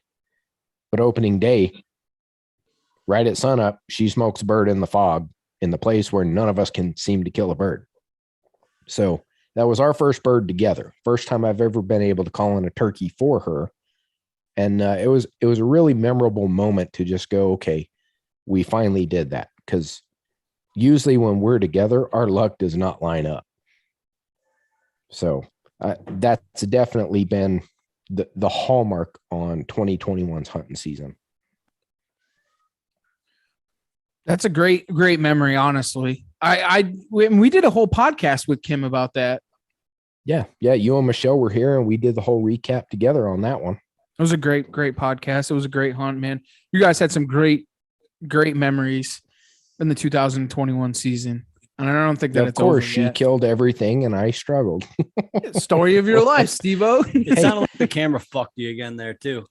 Yeah, I'm going to say it's the camera's fault. 100% completely. That's what I picked up on that story. Hey, you can only use that at the end of the day. So wrong, man. Dude, hey, if the wife's out killing, yeah, that just means she's going to give me permission to keep hunting. That's right. And she supports me doing it because Hashtag she's like, "Oh, you got to play catch up." Guess what? That means more time for me to hunt. So when your wives are saying, "Hey, you can't go hunt," just remember my wife says, "Yeah, let's take a second and shout out the wives for a second." Absolutely. Because I tell you right now, my wife is fucking awesome. She don't cheers to that, buddy. She doesn't. Cheers, boys. She knows. Don't even bother. Just accept it. I'm going hunting. She doesn't fight it. That's right, knows. Mark. She knows. Just let me go. Mark got him in close. Thanks for that story, buddy, because we did use your calls on that. Shout out, Mark. Anyone else? Yeah. Get him in close. I killed both my bucks due to Mark's call this year. I can guaranteed say that. And Mark's calls brought in a lot of fucking. Let's recap on that a little bit. Just a little bit of sponsor love here. Yeah. Mark legitimately brought in most deer that we were directly associated with this year. No, I didn't. I cannot. I don't care about honestly- you. I can say 2019 buck was a Mark Buzzle buck, 100%. Okay, so you had them. Mike, you had how many come in on his call this year? 2? I actually no, I shot 2, but I also brought in 4 does on his call. Believe it or not, Wow. I was after that big buck, and I had 4 does come in, and 2 of them pissed right in front of me. They had to have been hot, and they circled around me. They were looking, and so I can say I brought in 6 deer with his call this year. And Okay. 2 of them I killed. Well, Bones, the buck he killed in Ohio, Was And- it the nor'easter? as he said, was a bleh, bleh, bleh, bleh, 4 times. If you watch the video, it's 4 times. Bleh, bleh, bleh, bleh, bleh. Make that I got a very clear, video 4 of that. times. I got a video of that in the memories. Yeah. So Bones got his buck, brought him back in after missing. So big love there.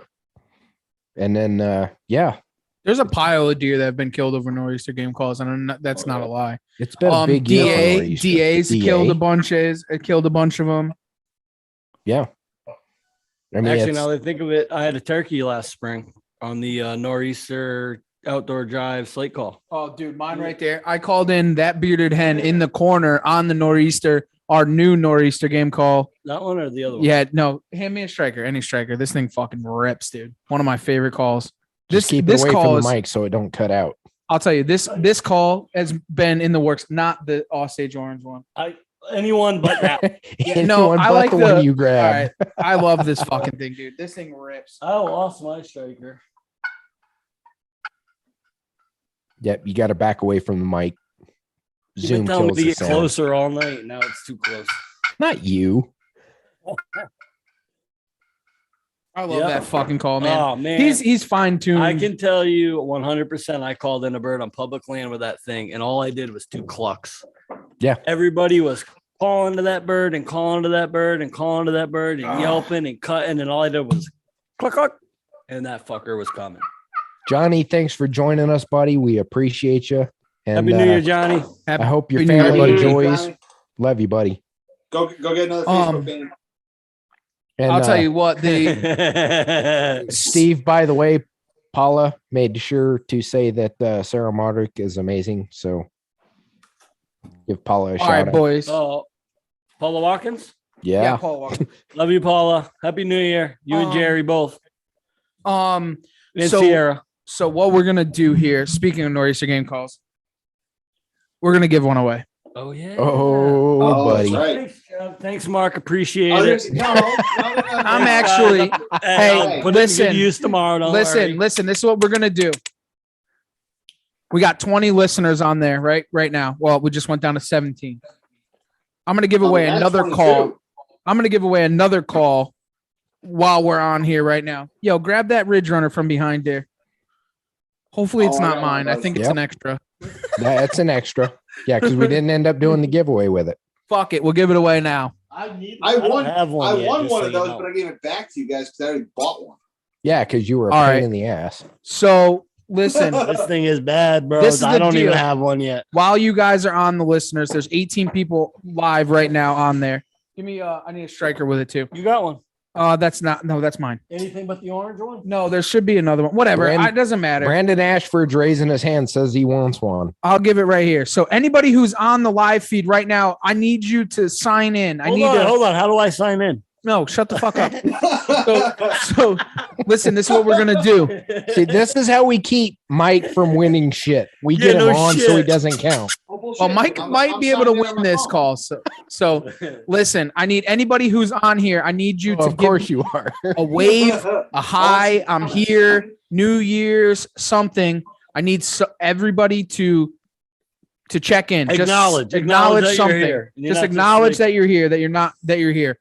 Just say Vital something. Grounds, Brandon Ashford. Okay. Listen, first off, I need a number 1 through 11. Everybody give me a number 1 through 11. I'm going to give away the scroll call to everybody for that before. That's on Fucking the There's 19. Yeah, Mike don't count. That's bullshit. No. 1 through 11 is for the scroll call giveaway for in the group because I have that one. That one's going away tonight. So 1 through 11. Gotta go lucky number 7. You want 7? Yeah, lucky number 7. 7 Too it bad is. you don't count. Number 7 is Nor'easter. You don't count. You make them. No. Jack Googie won here. You Googan? are the winner. Congratulations, buddy. Awesome. I don't know how you did that because I can't keep up with it. Right here. You think I can read right now? So Mardik, you're gonna verify this was legitimate legal. Yep, He yep, picked someone. All right, perfect. Jack Judy. He's over here on the group. So he won this beautiful call with the cactus inside of it. Absolutely gorgeous. Congratulations to you on that one. All right. Wait. So what do we got going on? Are you giving away a Ridge Runner now? Hold on, you got the Ridge I'm Runner about in to there. What are wait you for gonna do? everybody No, to Hold your my buddy britches. Dan and Gav, you 9, he's 6, not allowed to 3, win it 8. because he- All right, 11. guys, everybody calm down. He's not allowed to win it because he doesn't want to get up early enough to turkey hunt. Who's So he that? told me. My Who? buddy Dan. You know Dan. Yeah, well, if Dan wins, Dan wins. All right. So everybody who's on here, make sure you guys check in. I want to get everybody What in are you on giving this. away next? I'm gonna give away a Ridge Runner. Okay. Who wants a Ridge Now, Runner? so what everybody thinks and throws in, let's give them time to throw in their Yeah. numbers. The Ridge Runner, let me go back to Yeah. the foundation of this call. Right. So this was developed by an old timer up here in the Blue Ridge Mountains. And it is a really unique wood slate slash, I can't even describe kind of how it was built, but the channels that were built on it, it's a 2.5 inch by 3.5 inch block call. If you're on YouTube, you can see it. The sound channels are very unique and you strike it down the center long ways. It's not a round pot.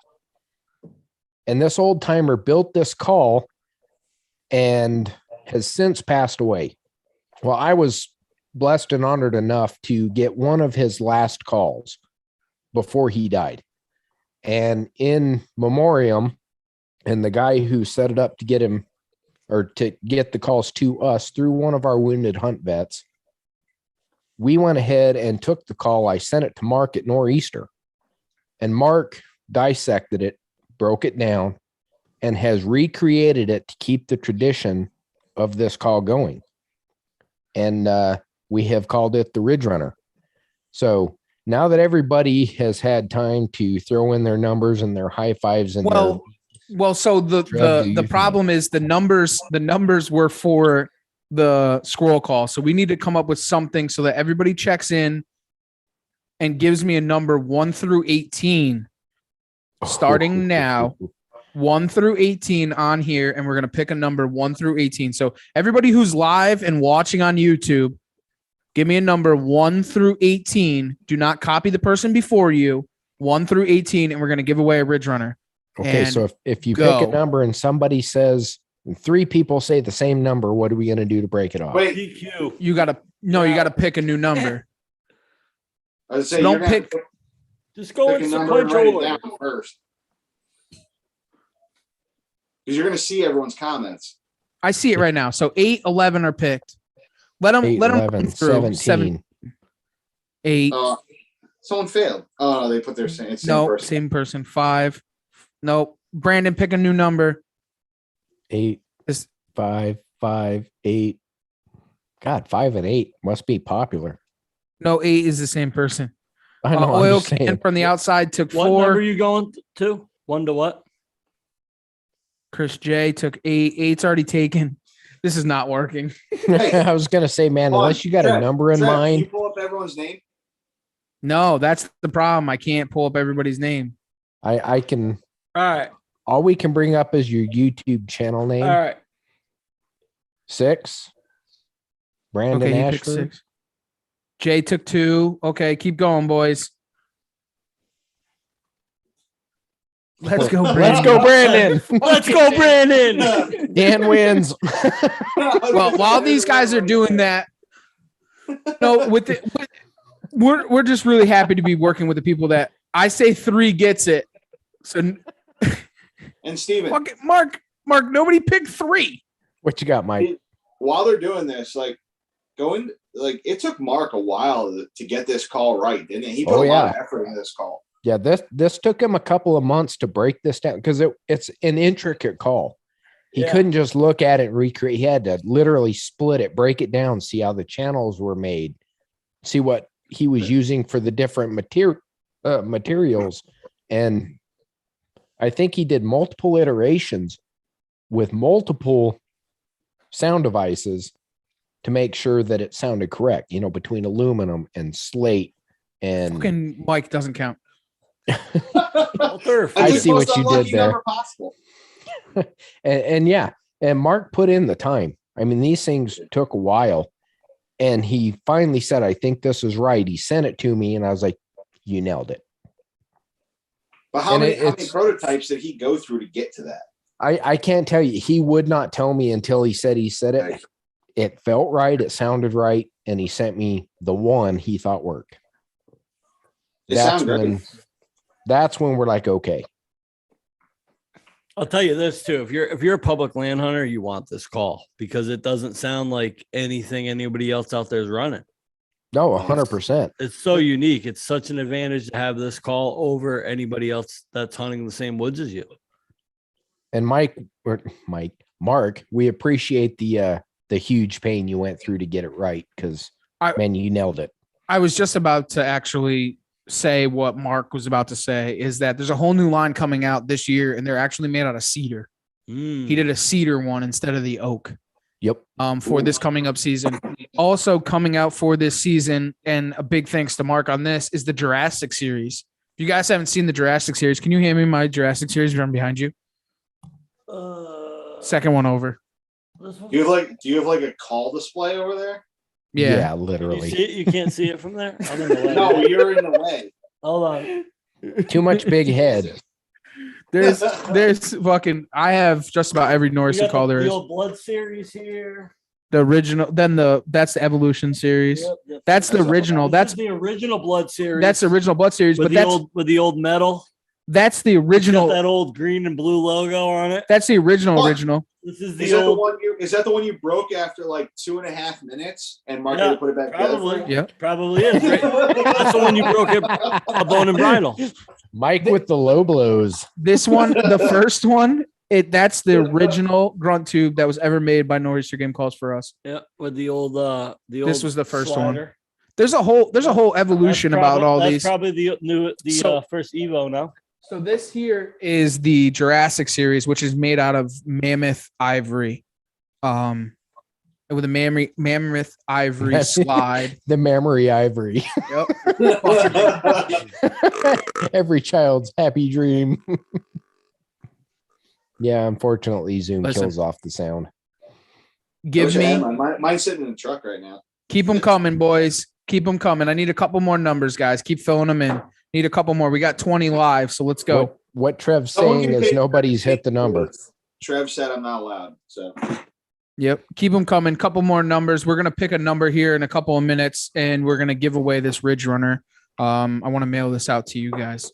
You boys better be topping off your drinks. Just saying. Since they're picking numbers, I'm gonna hit the head. Yeah, I'm ready. Don't let it hit back, buddy. Head? That's military man. For the bathroom. Oh, we call it the little boys' room. Well, civilians. What can I say? Yeah, that's right. That's right. What were you saying, Mardik? Sorry. I forget. How much have you drank? It's only 7:23. Is it really? Yeah. Yeah. Wow. We got time. Well, see, we're trying to be nice, and we're doing this early so everybody can have the full, midnight experience with their families. But I do want to thank everybody, man. There's a list of listeners on the YouTube page right now, man. I mean, there's a good amount of people. It's been bouncing between 20 and 25 people all night long. And they want to spend here with us. If you're a new listener, like and follow, please. And subscribe. Smash that subscribe number. Get it up. Yeah, definitely need it. Much appreciated. And let's see. Let me go back to it. there was a statement earlier about a first-time listener. So we have a couple of things for you guys that may be going to shows this year. Me, Mardik, and Stephen Clark will be at the Harrisburg show coming up in February. For you guys listening, maybe some of you guys may or may not be there, but I got a great opportunity. I will be at the Dallas Safari Club convention next weekend in Dallas, Texas. Super excited about that. If you guys are there, just reach out to us, man. Love to shake your hand. Love to talk to you. Maybe do a podcast while we're down there. Skip the dates there, though. Oh, the dates on that one. I'm going to be there the 5th through the 9th. Yeah. 5th through 9th. We're going to the 9th? You're talking about Dallas or Dallas is the Oh, 5th okay. through the 9th. Yeah, you skipped the dates on Harrisburg. What was the dates on Harrisburg? 5, That's 6. 5 to 7. 5, 6, 7. Yeah, Okay, that's when so- we're going to be there. Well, actually 4, 4, 5, 6. Yep. Yeah, we'll be there the night of the 4th, but that's for us to get settled in and comfortable. Please, nobody show up with 230 cases in the hotel room.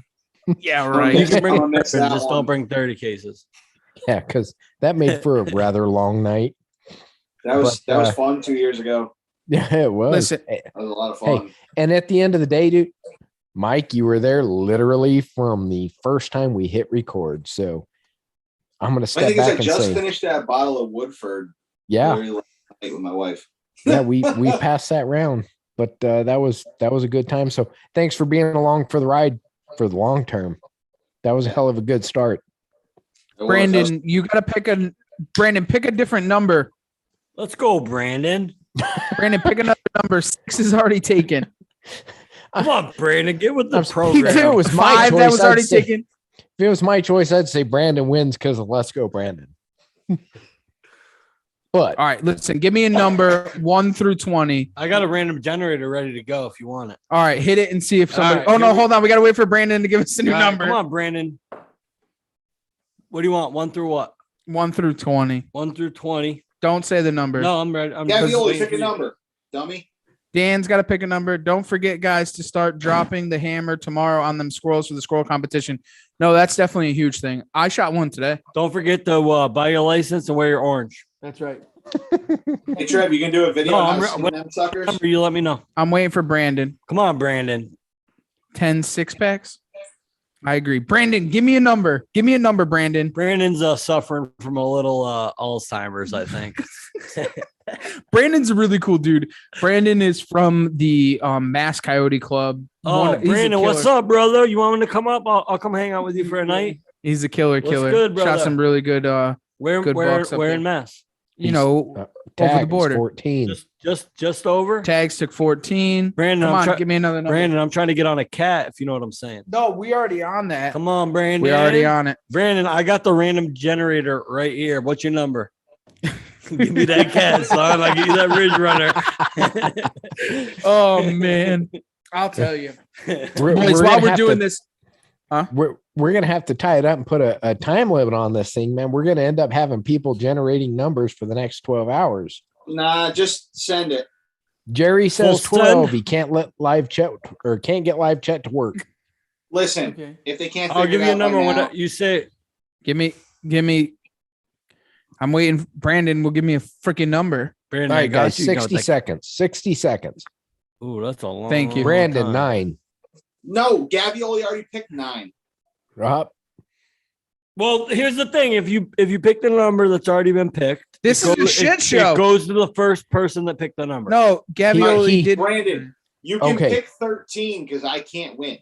Jerry, Okay, smash the so- subscribe button. Brandon's- So that's got to All count right, for here something. we go. Go ahead. 1 through 20, random generator. Brandon's 13. All right, here we go. Generate number 20. 20 right here. Who picked 20? Anyone Nobody. pick 20? Did it again. Nobody picked 20. Positive. Double check. I'm It's looking. been like 3 I'm hours looking. since. Nobody took 20. Go ahead. Pound it again. All right. Spin it. Brandon said I did. Of course you did, Brandon. 16. I don't think anyone picked 16 either. Jesus Christ, what's going on out there? Hit it again. It's like Double- everyone double picked the check. same No 5 16. numbers. No, 16. Keep All going. right, here we go. Generate. Losers weep. Number. Oh, this is the best number. Number 10, baby. That's got to be a winner. Nope. Keep Come spinning. on. No way. I'm No. taking it then. I'm taking 10. That's my Keep number. going. Keep going. Keep going. One All more. right, here Give we me go. another one. 15. No one picked 15. Keep going. Is there 3 people listening? No, there's a fucking Everyone picked the same 3 numbers. Come on, keep going. 14. No, keep We going. have a 14. Tag's got it. Tag's got it. Tags won. Tags Tom. got the Is that Ridge Tom? Runner. Tom? Congratulations, Tags. Is that Tom? Yeah, Yes. He already got one. He got 2, but whatever. He got 3. You can pick it up at the Connecticut studio here in Connecticut. Oh, Chris J said 20. Bro, we're past that. All right. Compliments on the attempt. Moving on to the agenda. We have an agenda? No, News to me. No, but we're moving on, man. We're Chris, moving good on. job, dude. Keep trying. Steven, did you know about an agenda? Agenda. I can't even Yeah, I don't spell know. agenda. Oh man! Oh, what a You great start, show! You guys. start putting Great show. bullet points and numbers and talking points, and I'm gonna walk out the room. That's not Wait, what did we you say do. bullet? I got bullet. Mullet. Oh, different bullet. You Different got a bullet. mullet. I'm sorry. I'm sorry. He does have a mullet. I'm working on the mullet. Check it out, guys. He's got a mullet and bullet. All right, boys, listen. It's a question we normally ask towards the end. We're not at the end, but I do want to ask it because I think it's going to bring up a lot of topics of conversation to be carrying on. You guys all know the question. I'll reiterate it for everybody who hasn't listened and been living under a rock. True or false? What would you change? False. What would you change in the outdoor industry if there was one thing that you could change in the industry? And the only key to this thing is you cannot say shaming. Thank you. Steven, The easy. whole fucking industry. All of it. All of it. The whole thing. Get rid of it all. Buy this, buy that. You need This isn't. We're not talking about the government. Get rid of the government and start over that's again. a whole nother thing. The whole industry. Buy this, buy that. You need this to kill this. You don't need shit, man. What? Here's the checklist. Bow, arrows, release. I'm ready to go. Get in the fucking tree and kill something. I don't need the ozonics. I don't need the windicator. I don't need trail camera. Just simplify everything. It starts with E. Just kill. Kill. You don't, there's so much shit that you think you need that you don't really need. Well, the industry has made it that you can buy big bucks. You got to buy it. I can't afford it, and I have a decent job, and fuck that. You know what I mean? But no, all kidding aside, man, just simplify. Look at what you have in your pack. What do you really need when you leave your house in the morning, and what don't you need? There's so much shit in that pack you don't fucking need, man. Yep. Don't get 100%. sucked into paying for this and paying for that and paying for this and paying. You don't need that shit. Simplify your pack. Get out there and just kill shit. You know what my pack is? It's a fanny pack with the full shoulder suspenders. That's all it is. You would still wear a fanny Yeah, I pack. was gonna say Mike Right. would be Wear it guy on in a the fanny front or the pack. back, Flo? On the back. The back. Okay. What? Hey, What do you not mean? for nothing though. So when Is I that- rob you, I Joe gotta Rogan come up It's a behind you. fanny pack. So Is that I'm a like fan. is that like my dad always wore a fanny pack? Me growing up, always had a fanny. Most badass Did it fanny have- pack though hey, had did like it have- 6 packs Does it on. have Mickey Mouse on? No, it? not like that. It was a camo mini fanny No, pack. My grandpa wore a fanny Hey. pack. That was the way To the to go. amusement park or hunting? No, huh? You had camo What the hell? toilet paper, bro. Come I'm on. going to Mike, the ladder stand. he What do I good. need? I have my license, my knife, and a drag. That's all That's you it. need. And a grunt and my nor'easter grunt tube. That's it. Nor'easter. As long as the drag's not named RuPaul, you're all right.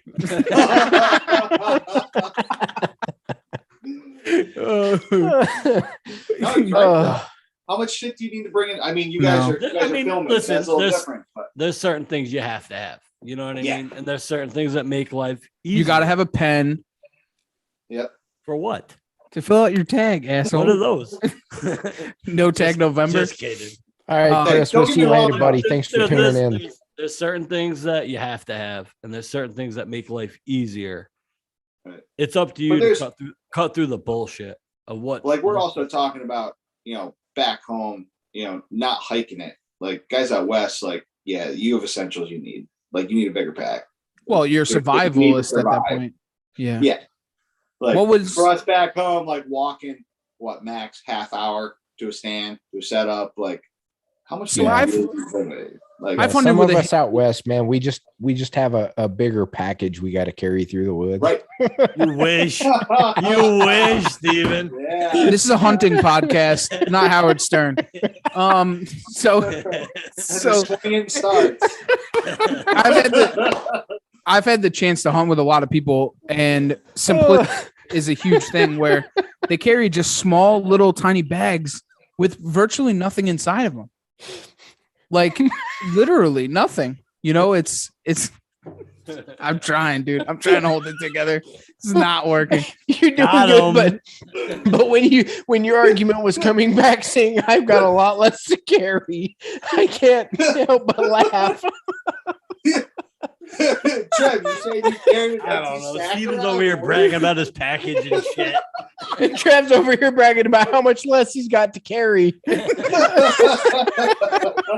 Hey, I haven't seen it in a while, so I'm sorry, I digress. I'm gonna attempt to quit. it's fine. So Salter, what would you change about the industry? Plain and simple, the money. I mean, the preference points, the cost of it's just so money driven now. It's becoming a rich man's sport in a lot of cases. I get it from a management aspect. If you have species that need help, and you need conservation dollars to go to them, but I think this preference point system and the cost to go on some of these hunts is just so out of control. It's pricing a lot of everyday guys out of it. I mean, some guys they'll put in for points and spend hundreds of dollars every year for 10 years, spending their life savings to go on this trip, and it shouldn't be like that. I'm almost out of ice. It really shouldn't. It really shouldn't. It's Yeah, ice delivery. So, Salter, I hate to. I don't mean to interrupt because it's Just dump it in your there. turn, but we're kind of on the same page. The key word there's industry.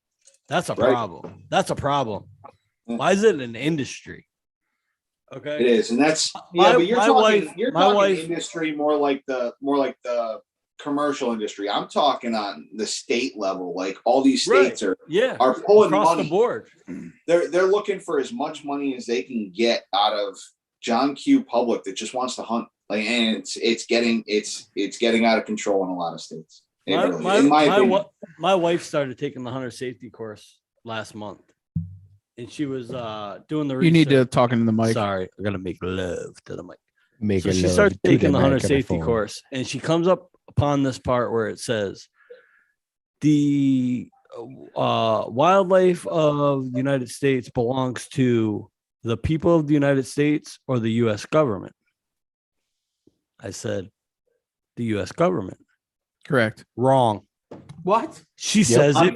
Nope, it belongs to the U.S. I said, bullshit. Well, why the fuck am I paying you to kill them? Right? Yeah. What?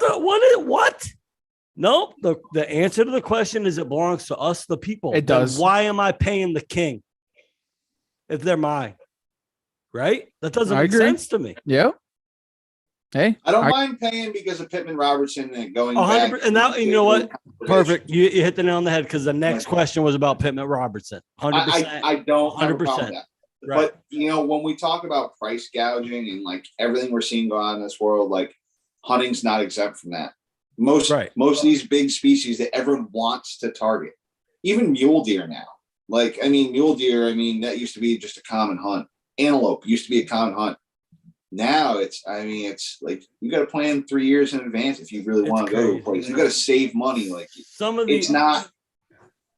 Hey, It's not like it was 10. I'm walking out my back door. I'm not even starting the truck. Steven, you're the same way. You walk out your back door, you walk 400 yards, you get in a tree and you're killing deer. What the fuck is the government doing for me? I'm managing those deer. I'm passing on deer. I'm doing everything, habitat improvement. Government's not doing nothing for those deer, but I'm paying $28 for the right to hunt. I'm buying a tag. I'm doing this. I'm doing that. It's crazy. Well, That's a small example, though. I'm waiting to see what Trev has to say. because in Virginia, if you own the land, you don't need a hunting license. We don't Vermont's pay, the same way. motherfucker. Well, you got something to do with churches and some shit. I don't fucking know how that shit works. If you own the land, you Something don't buy a about mountain tag. mutants. It's No. yours. If you don't As long own, as if you you're own the hunting land, on you your don't buy a land. tag. Yeah. Yeah. Vermont's No, the same way. it's the same way here. It's landowners. So like, Yeah, but you have to buy that tag, right? But here's the thing. You gotta buy your license. No, in Connecticut, They don't need a license. You would need a license. I'm married in and all that bullshit. My wife, my Sarah, I'm married. my wife's direct lineage, so Right. she could hunt for free and all that stuff. But Okay. it's just crazy how the way they word this shit. Here's the thing. It sucks. It does. But let's look at it from someone who's not in America's perspective. In Europe, you literally got to play or pay to play. Nobody over there can just go public hunt, just buy a license. Right. You need big money to go hunt. So the hunting even here, industry shouldn't be that way. That's the problem. I agree. We're heading that way. Is what it's I'm trying screwed Yeah. up, yes. But at least for now, and with the new generation behind us coming, Let's go, Brandon. I think it'll continue. Exactly. We still have that opportunity to preserve our ability and our right to hunt public land. And then it's down to the states to determine how bad they stick it to us to do so. Some states have done a lot better than other states. Right. Growing up in Arizona, it costs an arm and a leg as a resident to hunt there. Well, the thing here too is I just lost my train of thought. What a surprise. I'll jump in then. Like, all I right, was going to say, someone find a treasure map, find the axe. Fuck. Well, Connecticut, you don't. Tags saying that the landowner doesn't need anything besides a deed in Connecticut. Landowner, If you're a landowner, and direct descendant. correct. You still gotta wear an orange hat though. Still gotta wear an orange. Just Jesus. random fact. Northeaster Game calls. Yup, money driven, allowing big Instagram stars to buy their trophies with their fame and post them like There you they go. did the grind and the hard work to succeed. That's right. No one's It's got anything bullshit to say. that Perfect. Insta No, I Hunter agree, series I agree. get to go on all these big game hunts, but yeah. Listen, if I had a fat ass, I would be able You to go do on have a hunt too. fat ass, Travis. Stop fucking with us. Come on. Let's go. Come on. Cut through the bullshit. Listen, get that beard looking good. Get yourself some. Bro, you ain't never PR seen on a that- beard like on this. those beards. Listen, Travis got the beard octane, but he's prepped and ready for Amish country next month. Okay. Yo, do you know what my new Let's go. nickname is? My boy Chris Brockett. Jebediah? No, my boy You say Chris Brockett Brackett? from Brockett. Don't even. Travis Don't loves the even. bracket. My boy Chris Brockett. You know what he calls me? He calls me the Amish assassin. I'll buy it. I don't know. Whatever. I think it's funny. You'll fit right in Harrisburg. That's all I'm saying. I know. I got to shave my mustache. Oh, all right. Listen, No another comment. question, real quick. He won't Another fit in, though. question. They're all walking around with 10 zig backpacks. All of them. That's true. East Coast Michelle in the house. Oh, We got ice. snap. Love you, Uh-oh. Michelle. The boss We got is in ice. the house.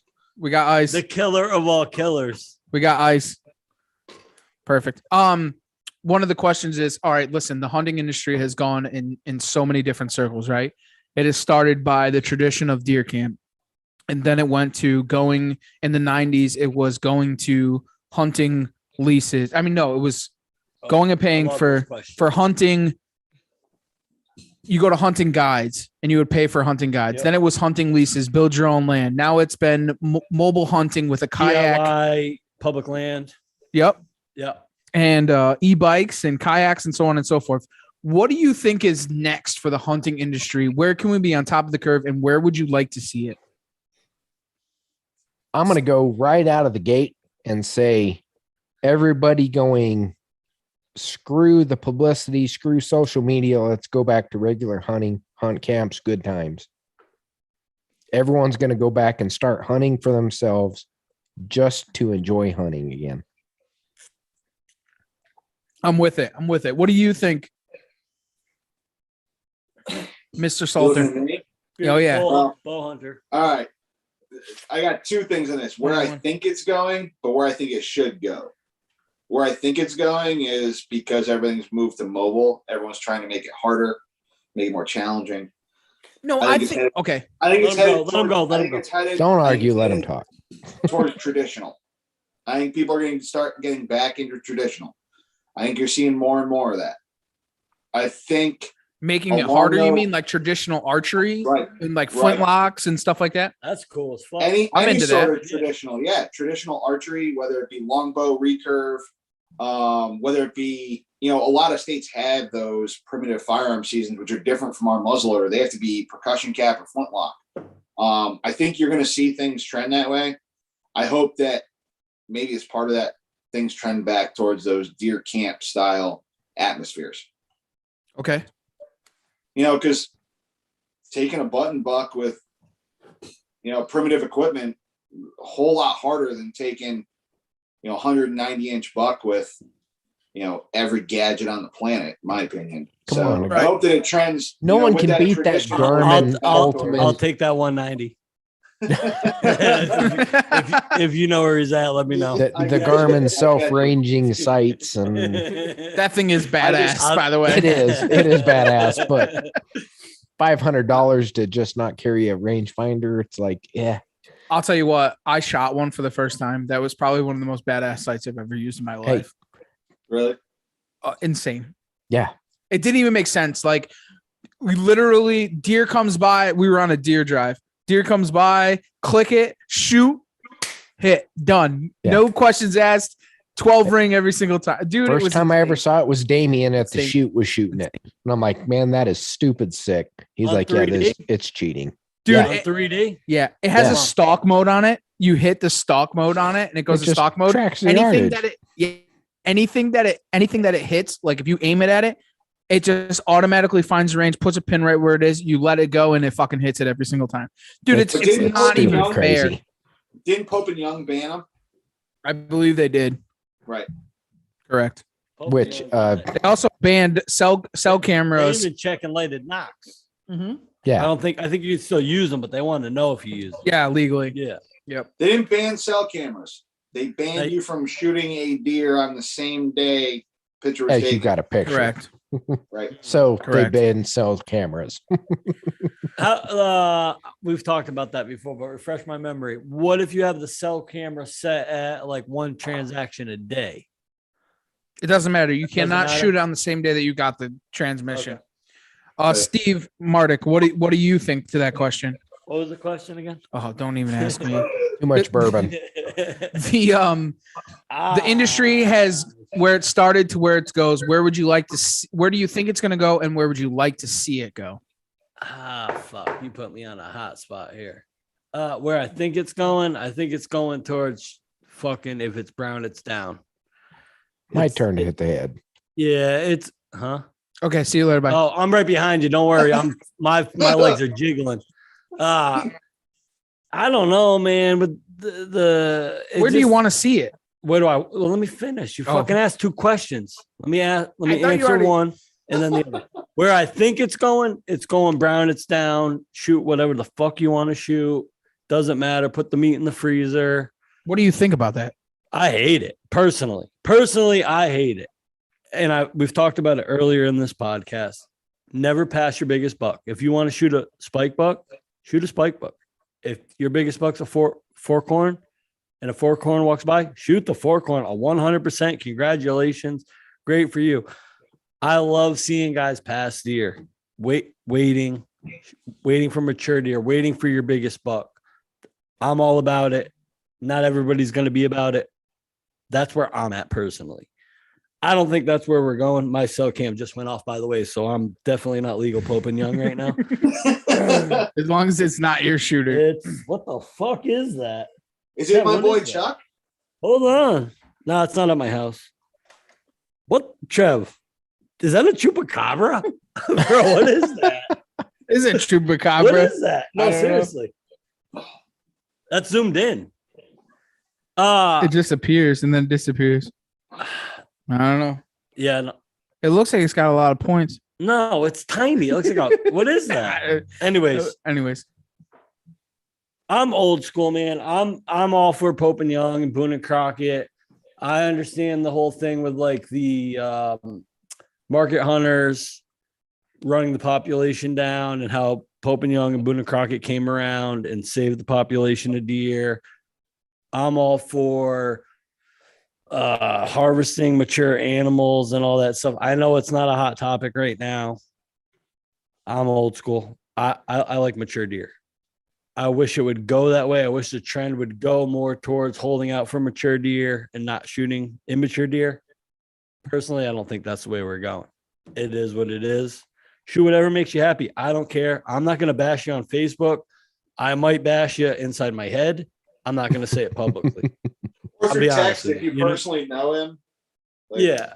I might text Salter and say, "Look at this fucking asshole." I love when those come through. I love when those come through. How about the guy shooting this little spike buck on opening day, 5 minutes into opening day, or the guy shooting 4 Jakes?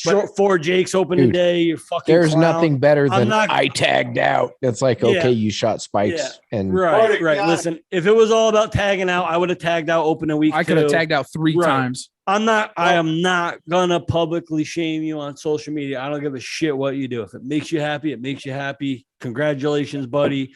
Your dick's bigger than mine. I don't care. Be honest, you shook your head when I shot that little 6. No, with your bow. Yeah. Was it your biggest buck with your bow? Mm-hmm. Sure was, but you didn't know that. Congratulations, Bo. You don't pass your biggest buck. You don't. I don't care. You know what I mean? But I think we're going back old school. Brown it down. Fill the fucking freezer. Let's go, Brandon. That's where we're going. That's where we're going. I got it. That's where we're going. Hope you have a generator to run the freezer because that shit's gonna get shut down too. All right, going back to the listeners real quick. Lando, is Trev Amish? He doesn't have a mustache, so I could pass. He could pass. He made this wood table, so that's right. Amish. I agree with Steve, or at least I'd like to see that. That was Cobra, Chris. And then Tag says it's going to the double barrel crossbows and filling freezers with yearlings. I hope it goes back to the whole hunt camp thing, says Tags. Steve, answer that question, buddy. What do you think? I think it's pretty simple. Either, especially in the world we live in with everything going on, hunting is going to come back to an essential need to fill the freezer, to get your year supplies, to be able to take care of the family. And size isn't going to matter. Mm-hmm. It's going to become the story of taking new people out, getting people introduced, right? Teaching so many people in this generation who have no clue what they're doing and showing them this is how you do it. Because people are going to realize real quick that, hey, when they realize meat's not made in a factory, it's not made in the grocery store. And with the supply chains, people can't get things. They go, hey, wait, I've got this resource in my backyard that I can go take part of. It's going to come down to us who know what we're doing, who's been able to do it, who know how to teach people, going out there and doing it and helping these people learn their ways and teaching them the traditional, this is hunt camp. We celebrate the kill. It's not the size. You have meat in the freezer. This is how you process it. This is how you meat it. This is some really good recipes. And people are going to appreciate that. I really honestly think that within the next few years, that's going to become the staple. It's not going to be the size. And the people about the size are going to be the people that are about the money. They have the money behind them to do size. So my fear with that, and just to piggyback on that, honestly, and me and Mardik have had this conversation 1,000,001 times, is we're going to go back to that point where we're going to put the deer population into jeopardy, where they were commercial hunting and killing deer, and it didn't really matter. And I mean, listen, dude, I am the first one to congratulate anybody on any size of deer that they've shot. And I don't care. I'm not against it. I think if that's what makes you happy, you should shoot that deer 100%. My only fear is we need to have some type of barrier where mature deer come first over. No, and that's a very down. valid point. However, you know what I'm saying? You look at 90% of the East Coast and everything here, doe to buck population per square mile is absolutely fucking ridiculous.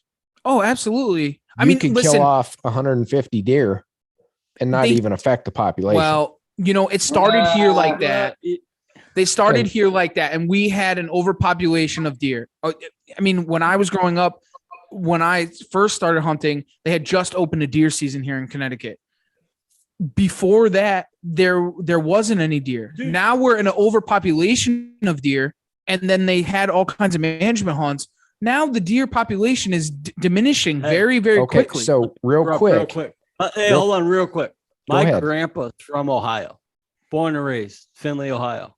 When he was a kid, they didn't have deer at all. Exactly. You guys are you guys, me too. Ohio's a destination state now. How much longer though? My grandpa couldn't believe I was traveling to Ohio to go after trophy deer because when he was a kid, it was a treat to see a deer. I talked about that. That's wild. I talked about that on my tales about the fact that in the 40s, 50s, 60s, 70s, even into the 80s and 90s, like southern New England, there were no deer. Everyone went north. Right. Big deer up it's there. Changed. Yeah. It's changed tremendously. Before I go ahead. I was going to say, if you're done, Trev, I have a follow-up question to that for everyone. No, because I got to answer that question. I didn't answer my sentence. I came in late because I was peeing. So what you were saying about the overpopulation, I want to come back to that. I have a question. I'd really like to get everyone's take on it. I agree. I have a rebuttal. I want to go with, listen, we can skip my thoughts on it because everyone's already heard my thoughts a million and one times. I do want to take it back to the listeners really quick. Sean says, Sean Brigham, I'm horrible at reading. Hopefully it goes full circle and we get back to the basics, organic meat and hunt camps. All about it, dude. Yeah, that's what I see, bud. I agree with you. That's where it's going. Brandon Ashford says, I don't mind these guys tagging out on little guys. Keeps the big boys growing, and there's no chance they are going to kill out the yearlings, which I agree. Right. Well, my big thing with that is if my neighbor shoots a yearling and fills a tag, that means he's not shooting my target buck. Exactly. No, I'm serious. As long as he's legal and he's using his tags, hey, shoot the spike, bud. Your buck tag's filled. That means my target buck's safe, right? So, no, I'm not against it. Here's my rebuttal question. With coming back and worrying about depopulation and all of that, can any of you three tell me what right now the recommended healthy herd in a 1 square mile area of deer is? How many deer per square mile? I think it's 3 to 5 deer per square mile. Is it really more? Is it really more? 15 to 20 deer per square mile. That's how about buck to doe ratio? From, but as far as resource partitioning and stuff, Steve, what do you got for buck to doe ratio? Buck to doe ratio is where you get into, on average, you want 3 does to 1 buck. Really? But that's arguable across the country in different areas. Right. Some places want 2 to 1. The closer to 1 to 1, the better, but you're never gonna get there. Yeah. And that's why I'm saying you see recovery places that want 3 to 1. You have overpopulation that wants 1 to 1. And then you have other places that just say kill them all, like New Jersey inner city places where the 95. Well, we had the problems here. Yeah. So let me throw in real quick. I came in late, Steve. I missed most of the years, but I think we've had the conversation before. I'm pretty sure I know what you said. The only thing I want to add, there's a difference between big bucks and mature bucks. Agreed. Sometimes they get used as the same. Well, 3.5-year-old can be a big buck, but it's not a mature buck. Right. And somebody might kill that. And vice versa. You could have a 5-year-old, 6-year-old. It's not a big buck. I don't care about the rack. I care 100%. But what happens is sometimes people say big buck, they mean mature buck, and vice versa. Most people don't know the difference. Let's be honest. And that's my point. That's what I wanted to bring up in conversation, because what I call a mature buck or a big buck in Connecticut, where I hunt, is a joke out west. Oh yeah, antler size, but it might be 5.5, 6.5 years old. Yep. Well, so it's genetics. Don't mistake the two. Don't get them crossed. No, you know what I mean? Like my mentor here, he kills mature deer. 100%. He's a mature deer killer. And it doesn't matter if it has 1 point or 75 points. Right. If it's mature, it's mature. Right. 4.5, 5.5, 6.5. That's what he's killing. Right. Period. And listen, we're all on different stages of our. Sometimes the terminology gets crisscrossed. Somebody says sure. big buck, but they mean mature buck and vice versa. And I think all of us are at a different stage. The epitome of that is there's a guy at one of the hunt camps next to us up in Vermont. He shot 180-pound spike. Yeah. Jesus. That's beautiful. I don't care who you are. That's beautiful. That spike I shot this year was like 3.5, 4.5 years old. Right. Whatever. I mean, it happens. Fucking and sick. that's some of that plays in genetics, but mature deer is a mature deer. We're not the Midwest. Listen, we have East Coast genetics, y'all. We kill an old deer. Hey, You kill hashtag, baby. Hashtag killer's gonna kill. Killer's gonna kill. That's right. I'm still sick of those Midwest guys shitting on Vermont. Hey, Should we bring that up? They don't Killer's understand. haters gonna kill, hate, man. Haters gonna hate. Listen, let's touch on it. Oh, go ahead, Trev, Mike. hang on. Yeah. I had one question for you guys in regards to what we were talking about, Trev talked about. As far as overpopulation. So I want to know, each of you, have any of you hunted in any state with an antler point restriction? Yes. And whoa, hang on, 2-part. And what's your thoughts on it? And what's your thoughts on it and why? Okay. As So far I'm as going to jump into this head first. So I've hunted Pennsylvania for the past 6 years. That's a good one. And the county we have up north has a 3-point on one side requirement. Mm-hmm. They're more restrict down south, but up where we are, it's 3-point on one side. And I will tell you, we've ran cameras on the farm. We've had plots, we've had fields, we've had hay. And 5 years ago, if you had 3 bucks that were a forked horn or a 6-point, it was like, holy crap. This year, we have 10, 12. We had a 14-pointer. There are some gigantic deer in there. You got GPS coordinates for that? Yeah. It's in New York. Just send them to me to DM them. Yeah, right up there in New York in the Adirondacks. We'll talk later. That's fine. Point 3, go fuck yourself. Whatever. Yeah. We'll talk later, but I just want to know where he's at. And that's it. We've literally over the past 5 years, we've literally watched it going from like we had 6 points and got excited. Right. And then you had 10 points and 8 points and mature deer, like the chocolate horn buck sitting right over here.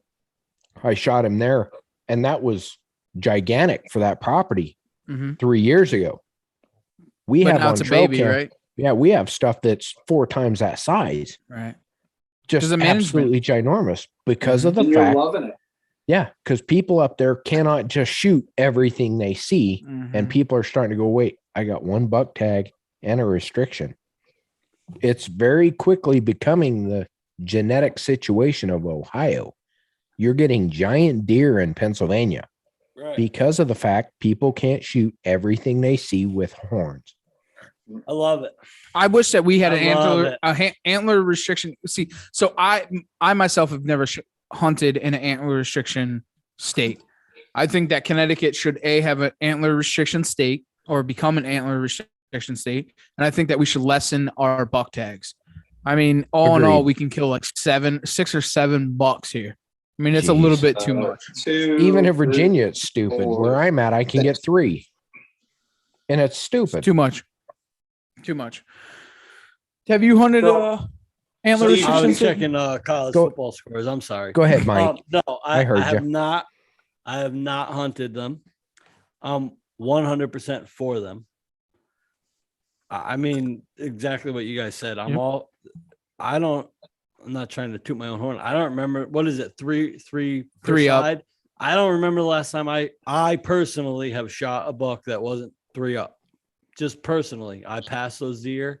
I'm all for it. I see what comes from passing those deer. Well, you can take your big dick and go hang it up on the wall over there. Hashtag letter hunter brigade. No, but I see the. I'm just kidding. I see what comes from it. You know what I mean? And sure. Listen, I'm not growing huge deer fuck, what did my deer score this year? You're not growing anything huge, I heard. No, I'm not putting a tape. Here's a perfect example. My buck this year, this is actually a great comparison. My buck this year, let's put it up against Kurt Geyer's buck this year.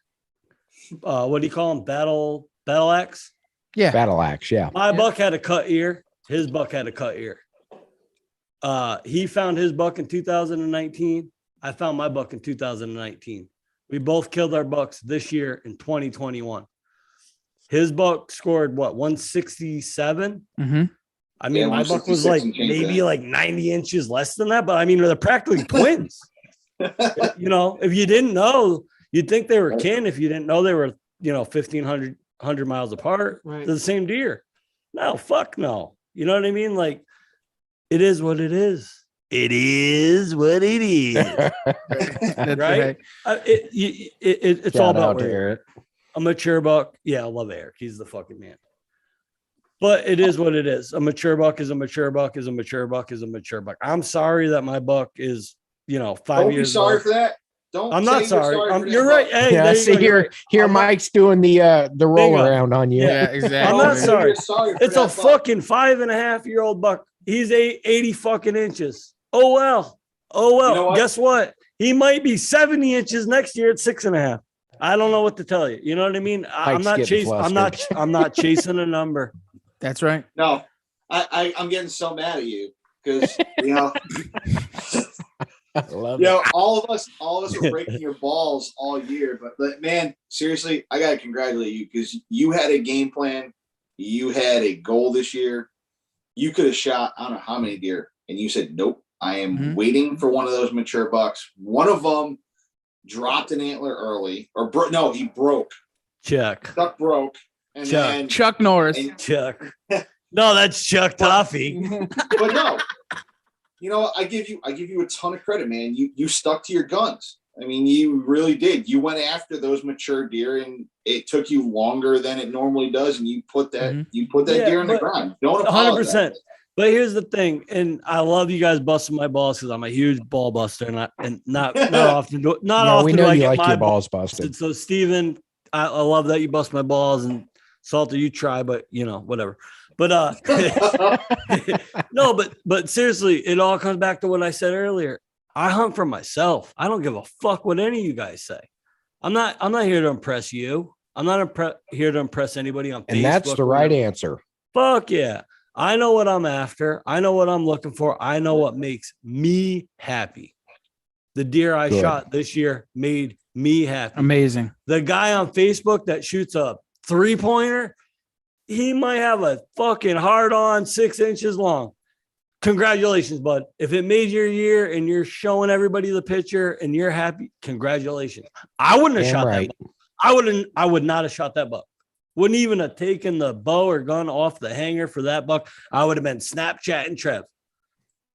Not shooting that deer. But if it makes you happy, more power to you. You know what I mean? I'll buy you a beer. If it's a 6-pointer, I ain't shooting a 6-pointer. I'm telling you. Well, actually, shout out to my boy Like that? Josh Brower. Shot a monster. Exactly. I shoot fish on Instagram. President of what? The Tri-State. Tri-State. We had him Skin on the Divers. podcast, Yep, he's a yeah. podcaster. Mhm. Oh, something, whatever.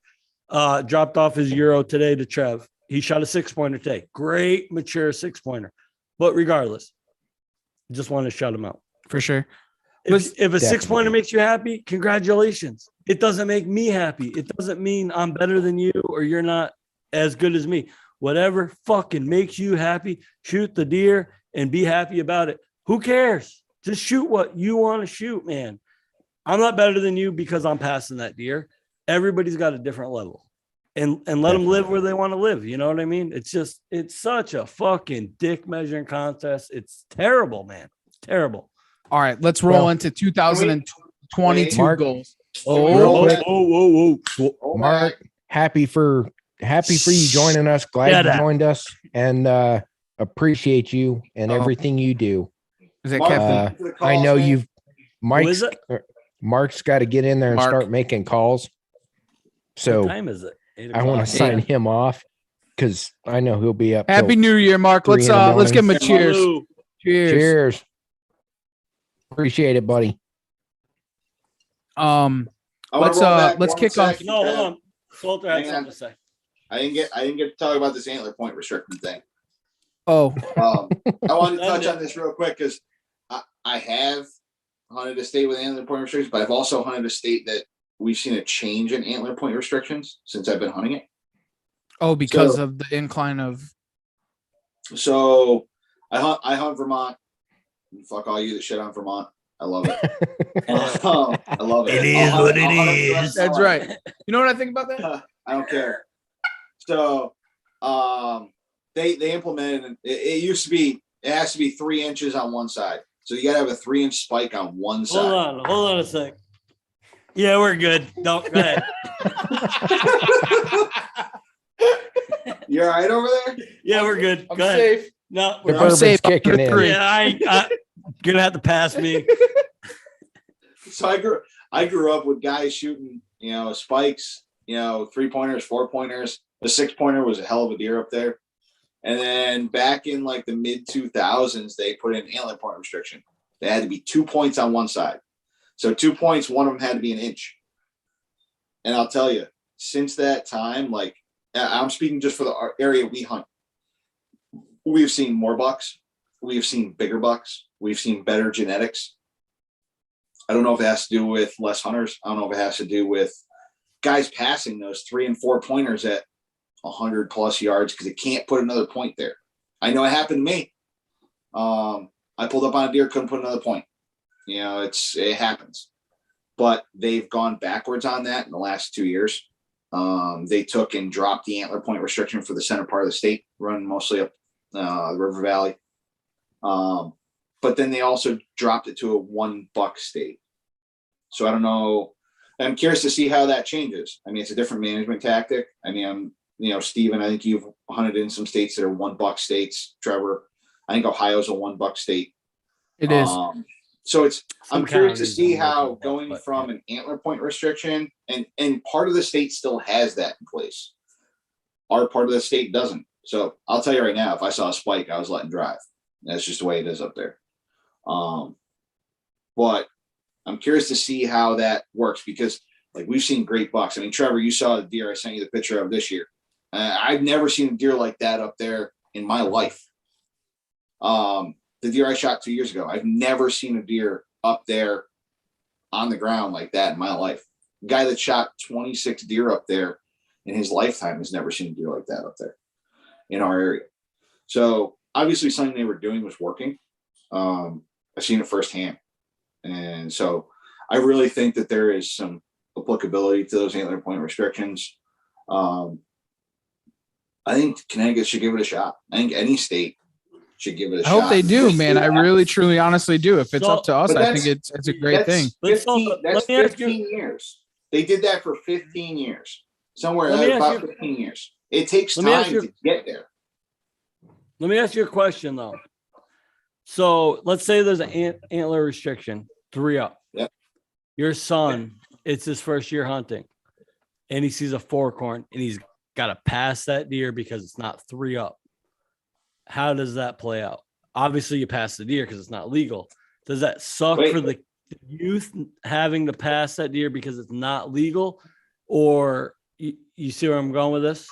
No, because in Vermont, youth weekend don't matter. Antlerless. Perfect. Antler, Yeah, I love perfect. that. Okay. Yeah. Perfect. I love that. And Because Vermont has not only a youth season, they have a novice season now. And I No, talked about this. They were having adult onset hunters. They have a novice weekend. I love See, that. they're doing it right. Sir, yes. They're doing it right. Yeah. Hey, Boys, cheers to Vermont. listen. Cheers. Like- 2022 goals. We need them. I Drop get your point, Steve. It's hot. I'd hate if my son wants Yeah, to. there's I a hate fucking having line that- there, man. Yeah. I guess Yeah, I got in the prefer firing this line. No, I Right. love it. I agree. I think we roll. Where's I think we roll into 2022 goals now. Shoot them. Mike, start it off. No, nope. I'll jump into it. I'll take over. All right. Let it take. So 2022. I've got 100 acres in pristine pine and swampland down south that we finally have the opportunity to develop and manage. And my goal is to go down there and take the first archery buck off this property that's ever been taken in 20 years of ownership. And that's going to, it's going to be done through plot management, through some ag work, through some timber stand improvement. And we're going to have videos coming up. I'm recording the whole thing as we do it all. And that's the goal. If it all works out, we may even try to pull a turkey off it this spring. And if we can do that, there's turkeys there. You better send turkeys. Kim in. You better send Kim in. Yeah, exactly. And a turkey's never been taken off the property, though we know we have a lot of turkeys on it. Mm-hmm. So if we can get a turkey in the spring based on when the TSI happens, and if we can get the plots in, the soybeans planted and that harvested and all that works well into the fall, my goal is to pull a turkey and a deer off this property and go back to hunting the way that we hunt, doing things the way we know how to do them, and then to turn around and come up here into the Blue Ridge and pull a public land buck. Nothing crazy, nothing fancy. If it's got horns, it's going down. Because that's Unlikely something. good. Yeah, for 2 years, Trev, you've seen it up here. It's not easy. No, not by any means.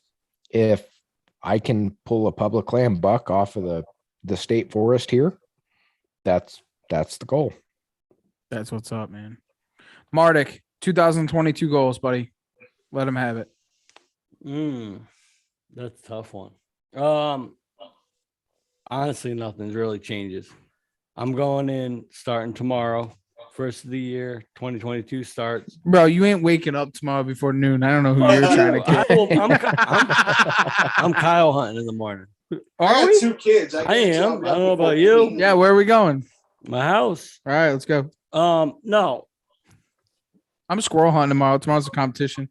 Oh, it's on, Trev. I'm gonna get you that. I'm gonna get you that. I'm gonna get that T-shirt. Yeah. Gator Outdoors T-shirt. All right, 2022 goals. Rip it up. Dude, nothing really changes for me, man. I know I'm not getting on a giant. I'm not. There's no genetics where I'm at. I'm not getting on a monster. It's really just, it's the same thing every year. Just run the camera, see what I got, what I'm working with, try to shoot the top 10%, maybe crack 100 inches. That's it. You know what I mean? That's all I got. Hunt it up. That's right. Salter, what do you got, buddy? I'll end this one. This might sound weird to Trev and Marta because you guys know what I had on camera. But that buck's not my goal. My first goal this year is to get my son out. He's not, Connecticut, he can't hunt yet. But good goal. He's been asking me. He's been asking me to go. He's got his blaze. He's got his hat. He's got his vest. And I'm really glad you guys are doing the squirrel contest because it's going to give me an opportunity to get him out. Amen. How old? Other than that, it's last year. My buddy Dan and I missed out. We didn't get selected for the public land lottery we've been going for. It's an archery only spot. We're both putting in for it again. I'm really hoping to get that this year because, as all three of you know, I've been toying with the saddle. But that property is going to force me to use it. And we got into a good spot 2 years ago. When we were in there, Dan took a shot at a buck. I had a good opportunity, good encounter with the buck. I really want to be able to get on that property, scout it, spend some time and get in the saddle and try to get deer with the saddle. Amen, bro. My 2022 goals is to have as many deer camps as possible. One thing that I definitely jeopardized and kind of didn't really take into consideration for the 2021 season was deer camp. My grind was on and my hunting was on to try and kill as many deer as I possibly could. Or, I think my focus was in all the wrong places. And for 2022, I just want to enjoy deer camp, drink beers, laugh, have a good time, take pictures, and just, killers are just going to kill. That's it, man. That's Honestly. right. So Which how one old of is you your gonna teach son, me? bud? Which one of you is going to teach me how to kill a turkey? Oh, we killing turkeys. I'd How old tell is you your to son, come to Salter? Virginia, but I'd be lying. No, don't go there. Fuck that place. Don't ever go there. Don't waste your time, money, or effort. I promise you. Worst place ever. Salter, how old's your No, son? I love Virginia. He's 5. Five. He's 5. And he loves it. We see a turkey. He's like, Dad, can we go shoot it? I will tell you this. There's a huge sacrifice taking your kid hunting with you. Talking to that mic. I'm sorry. I am so thankful my father took me hunting at a young age. I think it's when I started going 5, Dude, 4, I'm telling 5. you right now, and looking back, my dad sacrificed a lot A lot of blown hunts. No, chances at bucks, You know, chances at big bucks, because he took me with him. Mhm. But I learned so much, and you know what? I'm the killer I am today because he drugged me along. That's right. I have friends whose dad didn't take them, and I'm light years ahead of them now. I have friends that fathers took them with them, and it's night and day. Take your kid with you, man. It's not about the success today; it's what you're building later. You know, there's been a post that people keep, and I think maybe even Johnny Simonetti posted it. Someone we know, or Bones, one of those guys posted it. It was on Facebook. It was someone saying, why do you want to take kid hunting so bad? And the response is, because I was that kid. Exactly. Mhm. Exactly. Yes. All of us. So all of us right. were that Right. kid. I lived for my dad coming back. Like I'd wake up on Saturday morning and I'd be waiting for him to come back. Did you get something? Right. That's how see. my pops was Right. with bass tournaments. We would wake up early in the morning to see when my dad would come and have overnight bass tournaments and him come home with big bass in the live well. That was like the thing. And Boys, I can't say all of us were that kid. I know a lot No. of people. No, that's No. my point. Like, That's my come on. point. No. Let your kid be that kid is what I'm Right. saying. Let him be that kid. Yes. For sure. Right. Boys, what drives you outdoors? Go round table. I gotta Fuck. take a piss. Go ahead, Salter. All right. Fuck. Salter's got hammered with them all from the start. This whole show. No, and this is, I hesitate because, how many episodes is it now? 119. I've been there since number 1. 1019.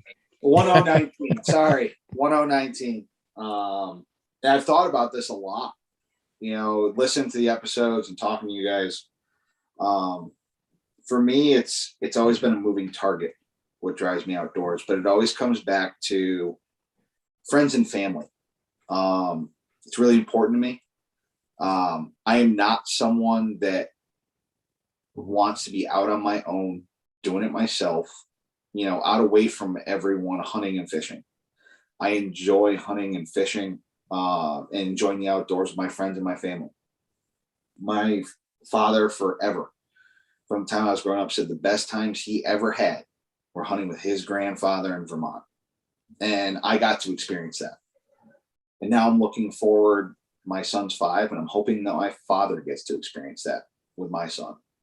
So that family aspect, that friends aspect, and enjoying the outdoors, that's what drives me. If I didn't have the friends and the family that were into it, that wanted to do it, that wanted to partake in it, I probably wouldn't have the drive anymore, to be honest with you. Awesome. Love it. Well, I'll jump in next since Steve looks like he's going to enjoy a drink.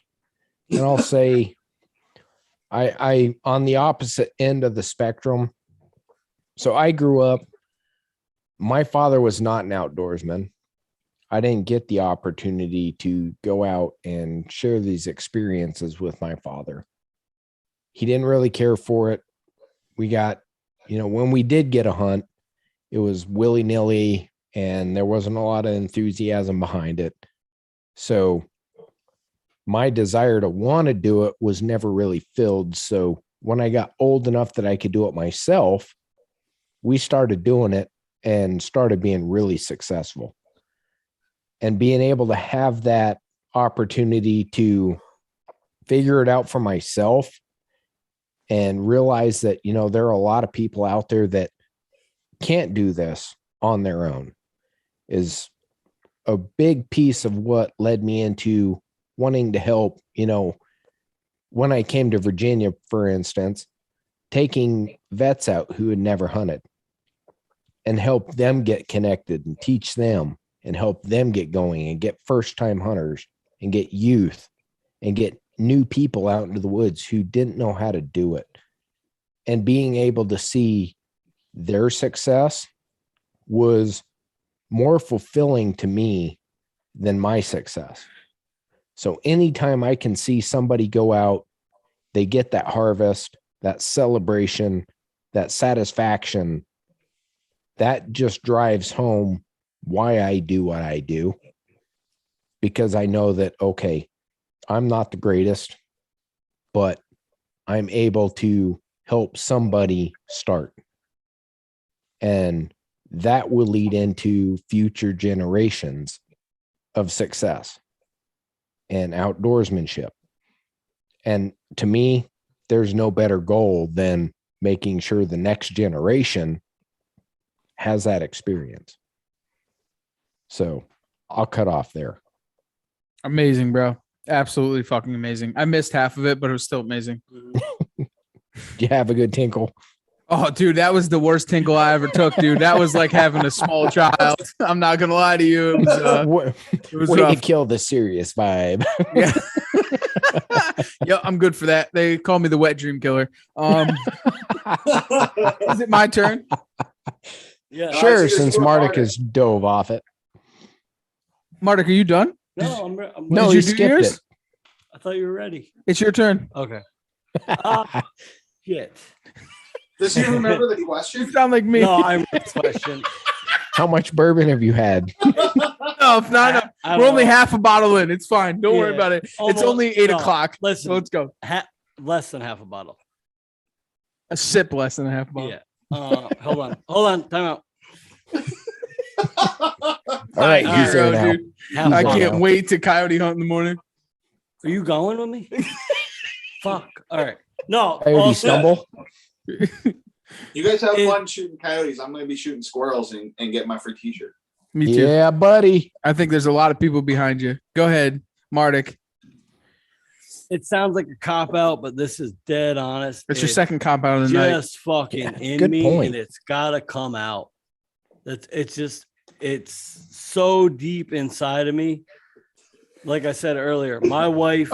Come on, get your head out of the gutter. Like I said earlier, my wife knows. She doesn't even give me a hard time. She knows Right. when I gotta go, I gotta go, and it's so spiritual. I mean, this is DNA shit that goes back to caveman days. I'm a hunter gatherer. I have to go out and just spend my time in the woods, whether I'm successful or not. It's where I need to be. Not so true. It's just where I need to be. It doesn't go any, you can go. Talk to that mic. I'm sorry. Fuck, man. I'm so bad at this shit. Like Salter said, it's 119 episodes. I've heard every single What Drives You Outdoors there is. Nobody's wrong. Everybody's right. No. You can't argue with a single person. They're all right. But everybody comes back to it's fucking just deep down inside of you, just a burning desire to just be outdoors, be in the nature, hunter-gatherer shit, bring the fucking meat home, caveman shit, drag it home by its head and put it over the fire and eat that shit. That's all it is. Amen. That's all it is. It's so simple, man. Bro, I'll tap right into it. What drives me outdoors, man? I had 2 years of what drives me outdoors, and it's something that I'd have to say I had part of coming up with, right?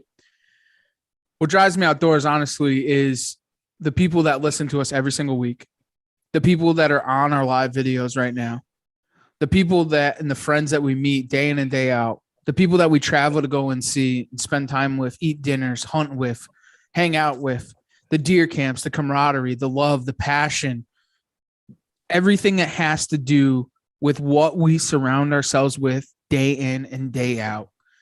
This is the most important thing to everybody that surrounds themselves with us. And this drive is something that you can never feel if you just eat straight vegetables.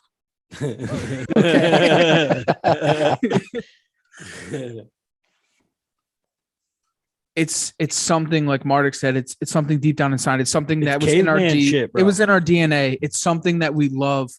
We, if it wasn't for the people that we surround ourselves with that had that same DNA and that kept going and kept pushing us further and further along to complete our goals and do the things that we did and enjoy it, the love. And it's something that I don't think that's even explainable. I don't think there's a question or words that could explain our feeling for what drives us outdoors. But on that note, man, it's really what drives me outdoors. Mm-hmm.